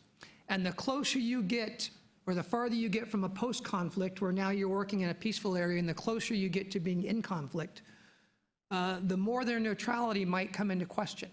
And certainly as a State Department, we have to respect that, and absolutely do respect that, which means they may not be comfortable working there. And then also from a practical standpoint, that even if you have someone who might be more comfortable working closer towards the conflict, if their neutrality becomes in question, then they become potentially a target to someone perceived on one side of the conflict or the other, more likely who we as the U.S. government would see as the enemy.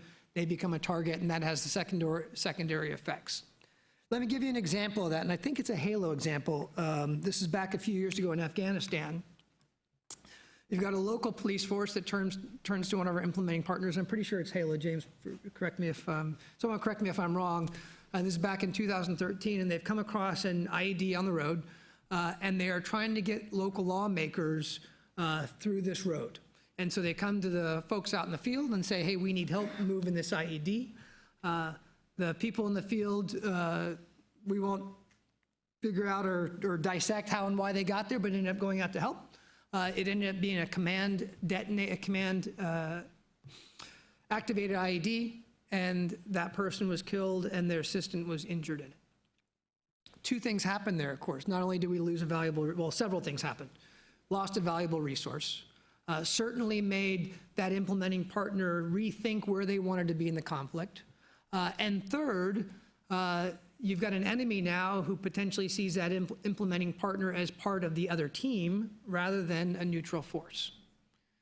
Now compare that to some place like Mozambique or something where we're clearly in a post-conflict stage, and when you're out there demining, there's no one out there going, oh, we got to stop him from doing that or stop her from doing that. So that's an important difference. The other thing is this edge of conflict tends to be more dynamic, right? That when you get into a post-conflict situation, the tactics are dead. It's out there. Now, you may have to solve it, you may have to figure it out, but the tactics are not so much evolving anymore. But what we're seeing in Iraq and Syria is we get out there and do some work, but the enemy is still engaged, right? So they're seeing what's working, what's not working. So the next mines you come across may be very different because they're reacting to what just got done last week or last month or a couple months ago. And that dynamism can be a problem. And then, of course, another difference working the edge of conflict is there's a greater chance that the battle lines may change. We were doing some work in Syria right now, and there was a conversation that went on where we were doing some work, and then at one point it looked like the front may change, and places that we were about to go work, may no longer be in a place that we thought was relatively stable, although it's Syria, so that's all taken with a grain of salt. And so that dynamic is also there too. But as we do this work in these unconventional conflicts, and Jerry talked about it in the last session, where I see the head of the U.S. government right now, and the state, or I should say the State Department, I shouldn't speak more broadly than that, but for the State Department doing this, is we are going to focus on those areas of stabilization we think first that can leverage other humanitarian efforts. We are not as focused on going door to door or field to field right now, but what can we do that has good bang for the buck, that has secondary effects? Water, infrastructure, schools, hospitals. And you've got to do that in coordination with the right group. And in that conflict environment, it can be a little difficult sometimes finding that right group. We think in Iraq right now, we've got a model that's working, we think, fairly well for us. Certainly not perfect, but we've got a good coordination group that includes the UN, the UNDP, UNMAS. It includes the U.S. Embassy, where we've got folks forward. It includes local government, whether that's up north towards Mosul or down in Anbar. And of course, implementing partners as well, be it contractors or NGOs. And they're coming together to get a good prioritization of efforts on that. And that communication's got to be good. And one of the things, too, I think James touched on, is we've got to break this wall down, especially in these areas, between the military and the civilian workers in mine action, be it on the technical aspects. I think that's real important. Here's the classic thing is, NGO goes up, takes a picture of an IED and posts it to the web because they want to share that information out with everyone and go, hey, here's what we found, here's how we diffused it, this works. The same guy next to him is a military person, goes up and labels it top secret. And no one can see it. We got to try to break those walls down because I think there's an information sharing here on this side, and we're doing some of that in the field, and but we got to continue to do that on there. And then I'll touch briefly too, I've also talked about it, on this distinction between what I'll call humanitarian mine action and counter IED. And I know we've touched on it before, but I would be remiss if I didn't pound this one more time, is that we see an important difference between the two.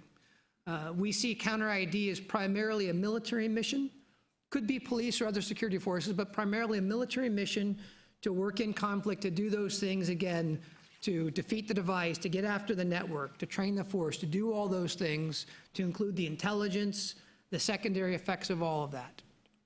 But it is primarily a military mission in focus, or security mission in focus. That is not the space that State Department per se is operating in so much. We are primarily operating in the humanitarian mine action. Again, sometimes it is close to the counter IED mission. There certainly needs to be, I think, some overlap on information sharing, but if we get confused on what we're doing and the context we're doing it in, I think we can find ourselves in trouble. And it's important that all of us, I think, as a community, start to be disciplined about how we use those terms and how we think about them, so we don't unnecessarily conflate what can already be a confusing issue. And then lastly, of course, a major difference is the tactics. Dealing with IEDs, things James hit on already, is going to be a lot different than dealing with mines. But I think we can have many of the same implementers out there. We'll evolve those things. We'll hire the right people to train the folks, whether that's experts coming from out of country or training folks in country. So those are some of the things I see as a big difference. Going forward, the civ-mil cooperation on the edge of conflict, I think, becomes even more important than it is in a post-conflict, and I would key that sort of as a last thought for future conflicts. Thank you. Thank you, General. Our fourth and final speaker on this panel is Carla Koppel, Vice President for Applied Conflict Transformation here at the U.S. Institute for Peace. Carla has 25 years of experience working in a wide range of sectors in public, private, and non-governmental organizations internationally. Before joining USIP, she was Chief Strategy Officer for the U.S. Agency for International Development, and while there served as Senior Coordinator for Gender Equality and Women's Empowerment, and as a Senior Advisor to the USAID Administrator. Before AID, she directed the Institute for Inclusive Security and the DC office of the Hunt Alternatives Fund, and before that was Senior Advisor and Interim Director of the Conflict Prevention Project at the Woodrow Wilson International Center for Scholars. And she also served as Deputy Assistant Secretary for International Affairs at the U.S. Department of Housing and Urban Development. So Carla, the floor is yours. Thanks. Good afternoon. I'm glad to follow the general because, or the multiple generals, because really mine is a perfect counterpart to your last comment about how the civil and military come together and a little bit about how you do that. The U.S. Institute of Peace really focuses a great deal on bridge building and how you bring together military and civilian counterparts around a problem set related to conflict transformation and peace building. And when I was thinking about this conversation this afternoon, I focused on a discussion I just had when I was in Senegal. And I use Senegal as a case example. It could be lots of different countries, but since I was there recently, I will build on that. In Senegal, you have over 400,000 square meters of territory in Casamance region that still has mines and active mines, and there's a process of demining underway. And while that's more of a classic environment, I think I would say that in some ways, to refer back to Stephen's point earlier, the past is prologue in many ways for the kinds of challenges that are faced. And there, when I was in Dakar and speaking with your colleagues in the State Department, they said, well, we have an opening for the peace process. We're looking for ways to build trust between those who are returning from having been displaced over decades of conflict, and we're looking for ways to bring the communities and the government together. And in some ways, when I was thinking about the conversation this afternoon, it seemed like a perfect opportunity not only to say that you need that kind of collaboration between civil military authorities and local individuals, but you can benefit from it in other ways as you're engaging in the peace-building process. Because really having conversations around what local priorities are, where you get biggest bang for the buck, enables you to start to create an atmosphere of trust at the same time that you're able to remove unexploded ordnance, IEDs, or other weaponry.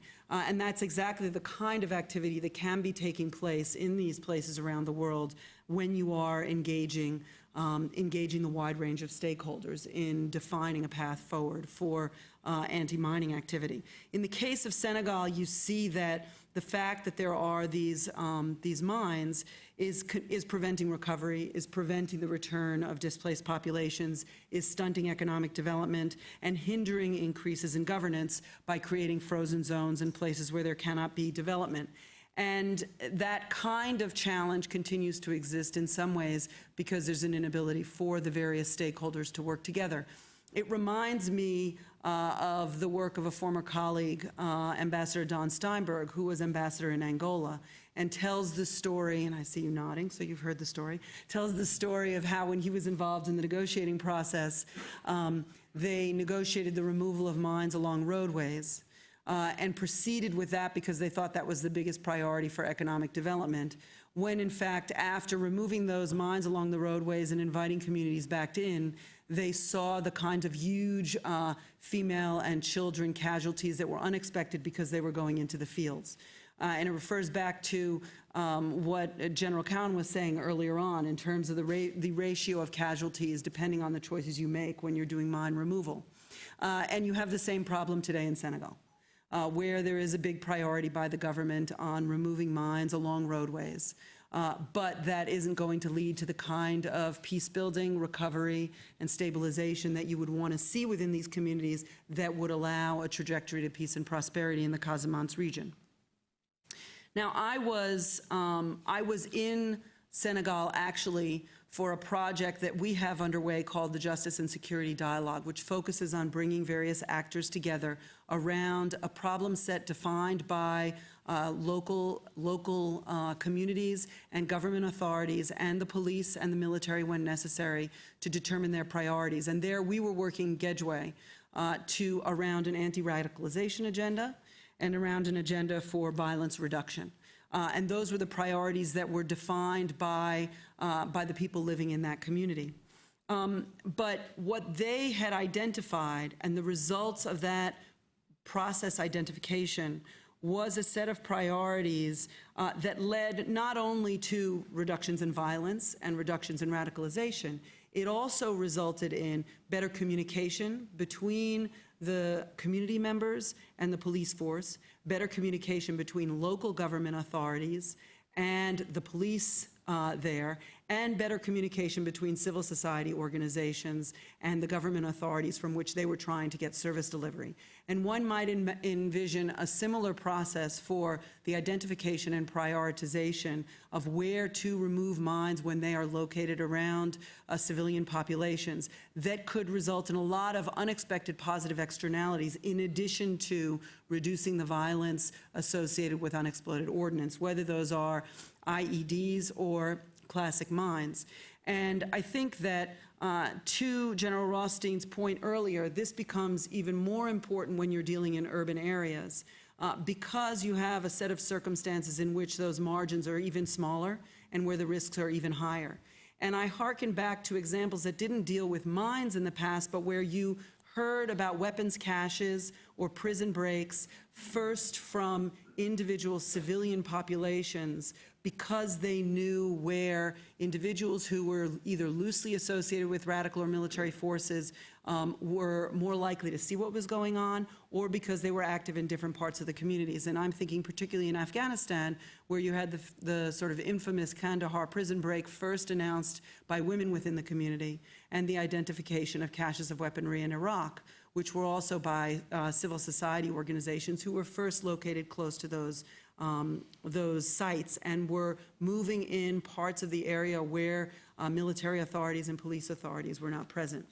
So I would just re-emphasize that I think that as we move forward and think about the unconventional and new challenges, or whether we think about those of the past and those that are more traditional, that the opportunities for civil-military collaboration and for a mission-focused collaborative process that involves a wide swath of actors in the identification and prioritization of actions for IED or traditional mine removal will result not only in more saved lives, but it will also result in a trajectory for peace and prosperity that is more likely to deliver the kinds of benefits that maintain long-term stability and peace in areas affected by mines.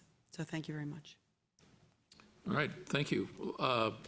Paul Hughes, let me ask first, we're supposed to wrap up by 5:25, so there's room for concluding remarks, is that correct? Okay, so that leaves us about 15 minutes for questions, and given that, I'll withhold any comments or summary so we can jump right to the questions to make sure we have enough time. We'll start at the very top and work down. Hello, thank you. I'm Jordan Sells. I'm a student at Howard. My question is, what are weapons of mass destruction? Well, I think we know where you're going with this, but who would like to take a cut at that? Get that from the DoD, I think, right? Well, the weapons of mass destruction is, that's a very difficult question to answer, especially since I'm the person that works on demining and stabilization, and we have a whole office for weapons of mass destruction in the Department of Defense. So at least for me, I won't try to define what a weapon of mass destruction is, but certainly on the standpoint of humanitarian demining,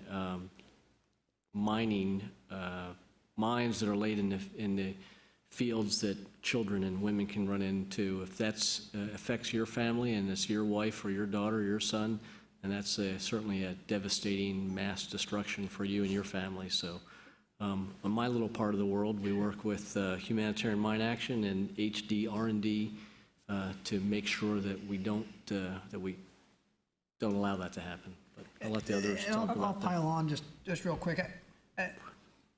Typically in the mine action world, we don't often refer to as mines as weapons of mass destruction. Now, what you will sometimes hear is collectively, over time, those small, weapons over time can certainly lead to a lot of effects. But I think as a general rule, I don't hear too many people talking about mines as a weapon of mass destruction or even an IED on there. I like the faux naivety of the question. And if your inference is that, I quoted Clausewitz earlier, let's use his other famous quote, war is an extension of politics by other means. If war has any purpose at all, and let's face it, war is evil, then it must achieve a political purpose. And if it's not achieving a political purpose, if it's killing people a long time after the event surrounding the original prosecution of that conflict, let's say a Russian mine in Afghanistan, then it is purely evil. Some evils are worse than other evils, and maybe war is occasionally necessary. But in that particular instance, it is clearly entirely unnecessary, and that is why it has been prescribed by the bulk of the international community, and that's why people want to get rid of them. I would also just add briefly to the extent that, what the question is getting at is total casualties from what are typically considered WMD versus what is really killing more people, conventional weapons, including things that last for years afterwards, landmines, UXO, cluster munitions that didn't explode. I think that reality, wherever you stand on the issue of what is proper to use or not use as a weapon, is what drove civil society to begin this movement, initially with the mine ban movement back in the 90s, and then with that success went on to look at other issues like UN Program of Action on Small Arms Light Weapons or the Cluster Munitions Convention. I think that was, as I said, wherever you stand on the issues, that was a large motivating factor behind that movement. I'd just like to point out that the humanitarian people and the State Department through DOD and to answer the weapons of mass destruction, to have DOD solve it first. Should be other people. Yeah. I saw a hand over here. Or well, we'll go ahead right that one right next to you first. Hi, my name is Corey Wegner. I'm with the Smithsonian Institution, and we're working on a project with the Department of State Education and Cultural Affairs Bureau and the Iraqi Ministry of Culture to assist with cultural heritage that was intentionally destroyed by ISIS. We're working on the ancient Assyrian site of Nimrud, which was blown up by ISIS in 2015. And we're very aware that there is probably unexploded ordnance and possibly booby traps and mines there. I'm wondering about your thoughts, the panel, but maybe particularly General Rothstein, about cultural heritage prioritization as part of humanitarian infrastructure. Yeah, certainly I think that is something that needs to be considered. I think that's got to be looked at on a case-by-case basis, within the context of a given country and priorities. And certainly, I mean, the fact that you're teaming with the State Department on this tells you that, our government believes that that's an important issue. So I think the answer is yes. I don't want to give it unqualified. It's the most important thing, of course, but I think certainly something that needs to be considered. And I see our government and other governments doing that very purposefully at times, especially as we've seen, what this particular threat of ISIS is doing on cultural heritage artifacts. If I could just add, and I think it is hard to prioritize something cultural over something humanitarian, but the HALO Trust is working on one particular project in the moment in the Middle East, which I think is relevant. At the site of the baptism of Christ on the banks of the River Jordan, 8 churches, all Christian, different denominations, were mined and booby-trapped by the Israelis at the time of the Six-Day War. We've got the Israelis, we've got the Palestinians, We've got all 8 Christian denominations to agree that it's time to clear those 8 churches and restore them to their proper use. I think at a time where elsewhere in the world people are blowing up sites of historic and religious significance, it is great to be able to do something that runs counter to the trend. And I think although it is not strictly humanitarian, the symbolism of it matters to the broader humanitarian work of the mine action community. This one next, and then we'll get some of them over here. Thanks. Camille Wallen from the HALO Trust. I promise this question is not a plant. And Carlo, I was really interested in the point that you came up with about the difference between the short-term priorities and the life-saving priorities versus the longer-term economic development and stabilization. And there was actually a report that is going to come out soon, the final version will be out soon, that was a study that was conducted by the London Business School and Brown University on the economic impact, the macroeconomic impact of clearance of the whole of Mozambique. And that has seen, that it's something that as individual organizations, we will never be able to measure the macro impact of that and the longer term impact. But as we know, mine action takes a long time, clearance takes a long time, and seeing the stabilizing impact and developmental impact of that takes even longer. But this report is fantastic in the way it's shown the economic impact to far outweigh the cost of clearance, and that clearance of certain towns has seen not only an impact in that area, but an exponential impact in the areas that are connected to it, and on the economy. And I don't want to spoil their thunder, and the report will be out in a couple of months, but I would thoroughly recommend that everybody here reads it. My question is, in a time of competing donor interests and changing foreign policies among donors, how can we try to enhance the stabilizing impact, the long-term stabilizing impact that we have through mine action compared to the shorter-term priorities?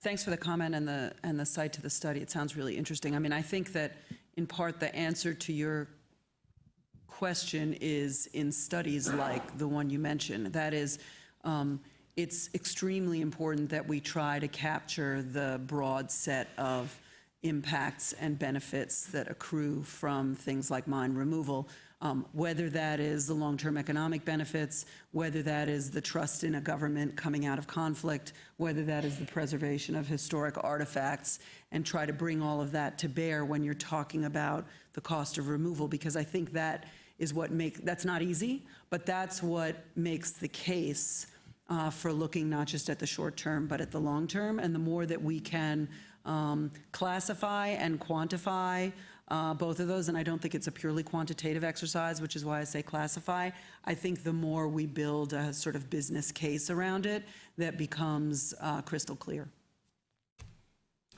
So as I think of long-term versus short-term priorities, and it may not be what everyone wants to hear, but I'll give you sort of my honest opinion, is that you've got to start with your short-term priorities.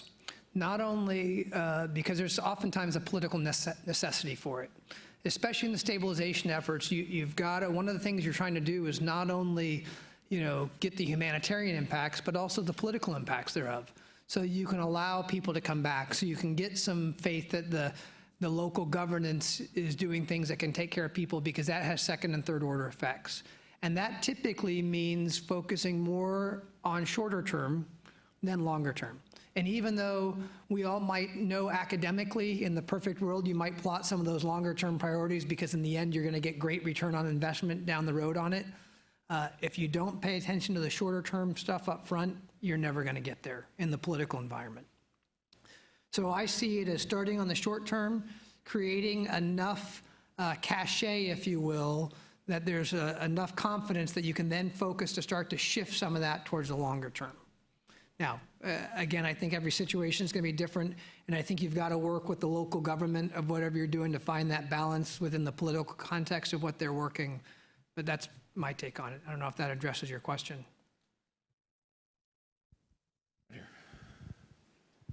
Thank you. My name is Mo. I write the blog Landmines in Africa. And my question is about the sharing of knowledge that I see from Somalia around the Arc to Mali. There is a significant number of improvised explosive devices being used. And there are different operators working in all of those countries, and there are different, but the question is, with transnational networks and with a lot of the groups claiming allegiance to ISIS or to another or other sort of transnational organizations, how are we sharing the information about those weapons that you're finding? How are, we classically know factory-made landmines, they can get a lot of similarities in terms of clearance and in terms of addressing their contamination. But as you see IEDs, are you able to share the information about how they're constructed, what their materials are, how you find them? Or are you getting the situation where, the NGO guy's taking a photo and the military guy's making a top secret, and that top secret means that you can't share that information, and therefore, possibly making it harder for someone else to do their clearance work? Well, thank you. I'll jump in and answer and start, and I'll let State answer for that. For the Department of Defense, how we do that is for humanitarian demining research and development. That team that we work with closely, they are part of the Department of the Army, and they can, all of those things that you talked about, the what's in the cutting edge of mines that are actually in the field right now, and how our U.S. military people are dealing with them. They can take those lessons learned, and then they can fold that into what they are doing in HD R&D to support the HALO Trust. As the General talked about, the HALO Trust is on the Jordan River right now with the baptism of Christ for that facility, for that geographic location. HD R&D is supporting them. So as they work there or any place else where HD R&D is working with NGOs, they can, one of their core competencies is bringing that expertise that our U.S. military has in combating mines, and how we can bring that information and help NGOs as they do humanitarian demining. I mean, as an operator, we cry out for this kind of information, and as a former soldier, I know that the ability to store and conceal information is so much easier than sharing it.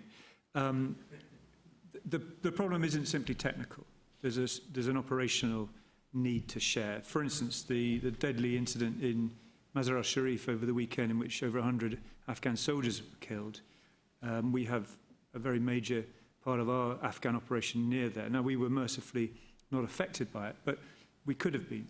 The ability to share that kind of operational information is necessary. But then it touches again on the impartiality of NGOs. Do NGOs want to be privy to military intelligence or not? And there's some really difficult issues that need to be thought through here.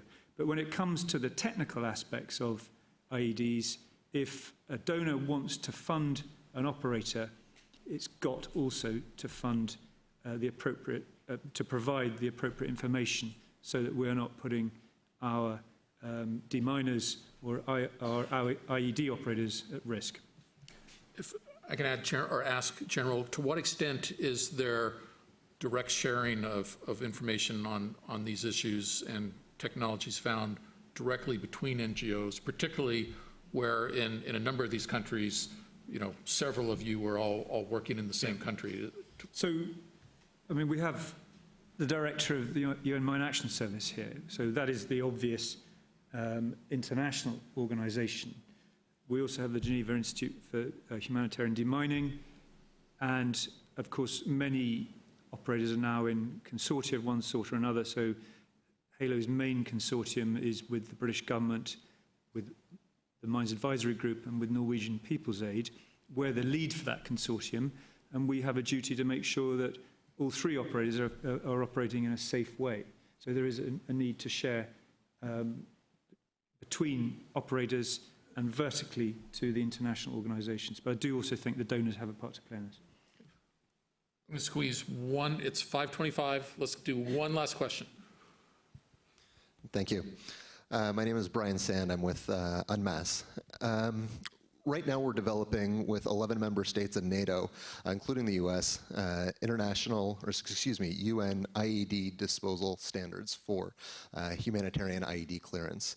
The chapters that we're writing touch on a lot of the aspects that you've talked about today, from training, clearance, information sharing across NGOs, organizational risk analysis, how to operate on that battle space at the edge of conflict, if you will. Doing a lot of the things that IMAS has done for landmine clearance for the last 20 years. And I guess my question is, with IMAS having been paired with the mine ban treaty, that really made it effective for the clearance of landmine. One was the strategic global mechanism to get rid of landmines. The other was the tactical pragmatic clearance on the ground. So we're developing IED standards as that tactical level on the ground. What do you see as the mechanism at the global strategic level to try and get rid of IEDs? Because it's a situation where you can't really ban them like you do mine ban, a landmine ban. Do you see a mechanism out there? What would that approach look like? I'll take a, you want to? You're right, we don't have, the IED ban treaty, and we're not. I mean, I think it is still possible to get traction for it. I think my understanding is, the mine action community will be receptive to getting that, and maybe it doesn't carry the same gravitas as the treaty itself, but if I recall correctly, the call to work on this effort was from the UN Secretary General, included in his report on IED. So, there is a hook there. I'm sure the plan is, once it's agreed upon, to get it endorsed by a consensus UN resolution, so we can point at that. And I'd say, I'm not sure if there's anything else we can hook it on other than that, but, and other than, I think the implementers, are going to be motivated to have standards where, in fact, there's a vacuum right now. My understanding from talking to people that are involved in this so far, and you two certainly know this more than me, that some of the standards that are being looked at really aren't going to vary very much, if at all, from IMAS. Maybe QA/QC survey, things like that, but maybe some of the things related to the clearance of some of the more technologically challenging IEDs would. So I think there's recognition that the need is there, and which I think will make everyone more receptive. Now, also the willingness of the donors to hold their implementers to that standard will be part of it as well. Just with one thing, I think the key underlying fact in this is state versus non-state actors. Right? So that's a huge change. Most of the folks who are dealing with IEDs are non-state actors. Very difficult, obviously, to hold them accountable, under any sort of international law and that sort of thing. So it's going to make it a very difficult problem. I mean, there are two sorts of terrorists. Ones who get old and ones that die. And the ones that get old get reasonable. They lose that young man's instinct to go out and cause trouble. And they may become like the IRA or FARC or ETA and become, peacemakers. Or they may just be like Al-Qaeda or Daesh and carry on fighting till they die. And you'll never create an international order that can legislate for that. I just think it's impossible. We're 4 minutes over. Let me thank the panel. I think we covered a lot of issues. Just two key takeaways amongst many is I think there was a lot of agreement on the need to increase civil-military cooperation on these issues as we move forward, but also agreement on the importance to maintain the distinction between military IED defeat and humanitarian IED efforts. With that, I know there were some hands still raised. I'm happy to answer questions afterwards. I'm going to speak for our panel, and I presume if you can catch them afterwards, they'd be happy to answer any further questions as well. Thank you, and we'll turn it over to Paul. Let's give him a hand, folks. Thank you all.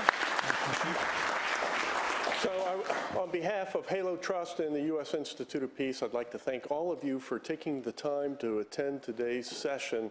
The plague, the issue of landmines, UXOs, IEDs, all of that is going to be one that will continue for the foreseeable future. We all represent different various parts of the answer. And so the need to network, the need to synchronize, the need to complement each other's efforts goes on. And I would urge you all to make those contacts today if you have not yet done so. We have a reception next door. You are all heartily welcome to come and enjoy it and to just get to know one another and ask those questions of Steve and the others. So again, thank you all for coming. The wine bar is open.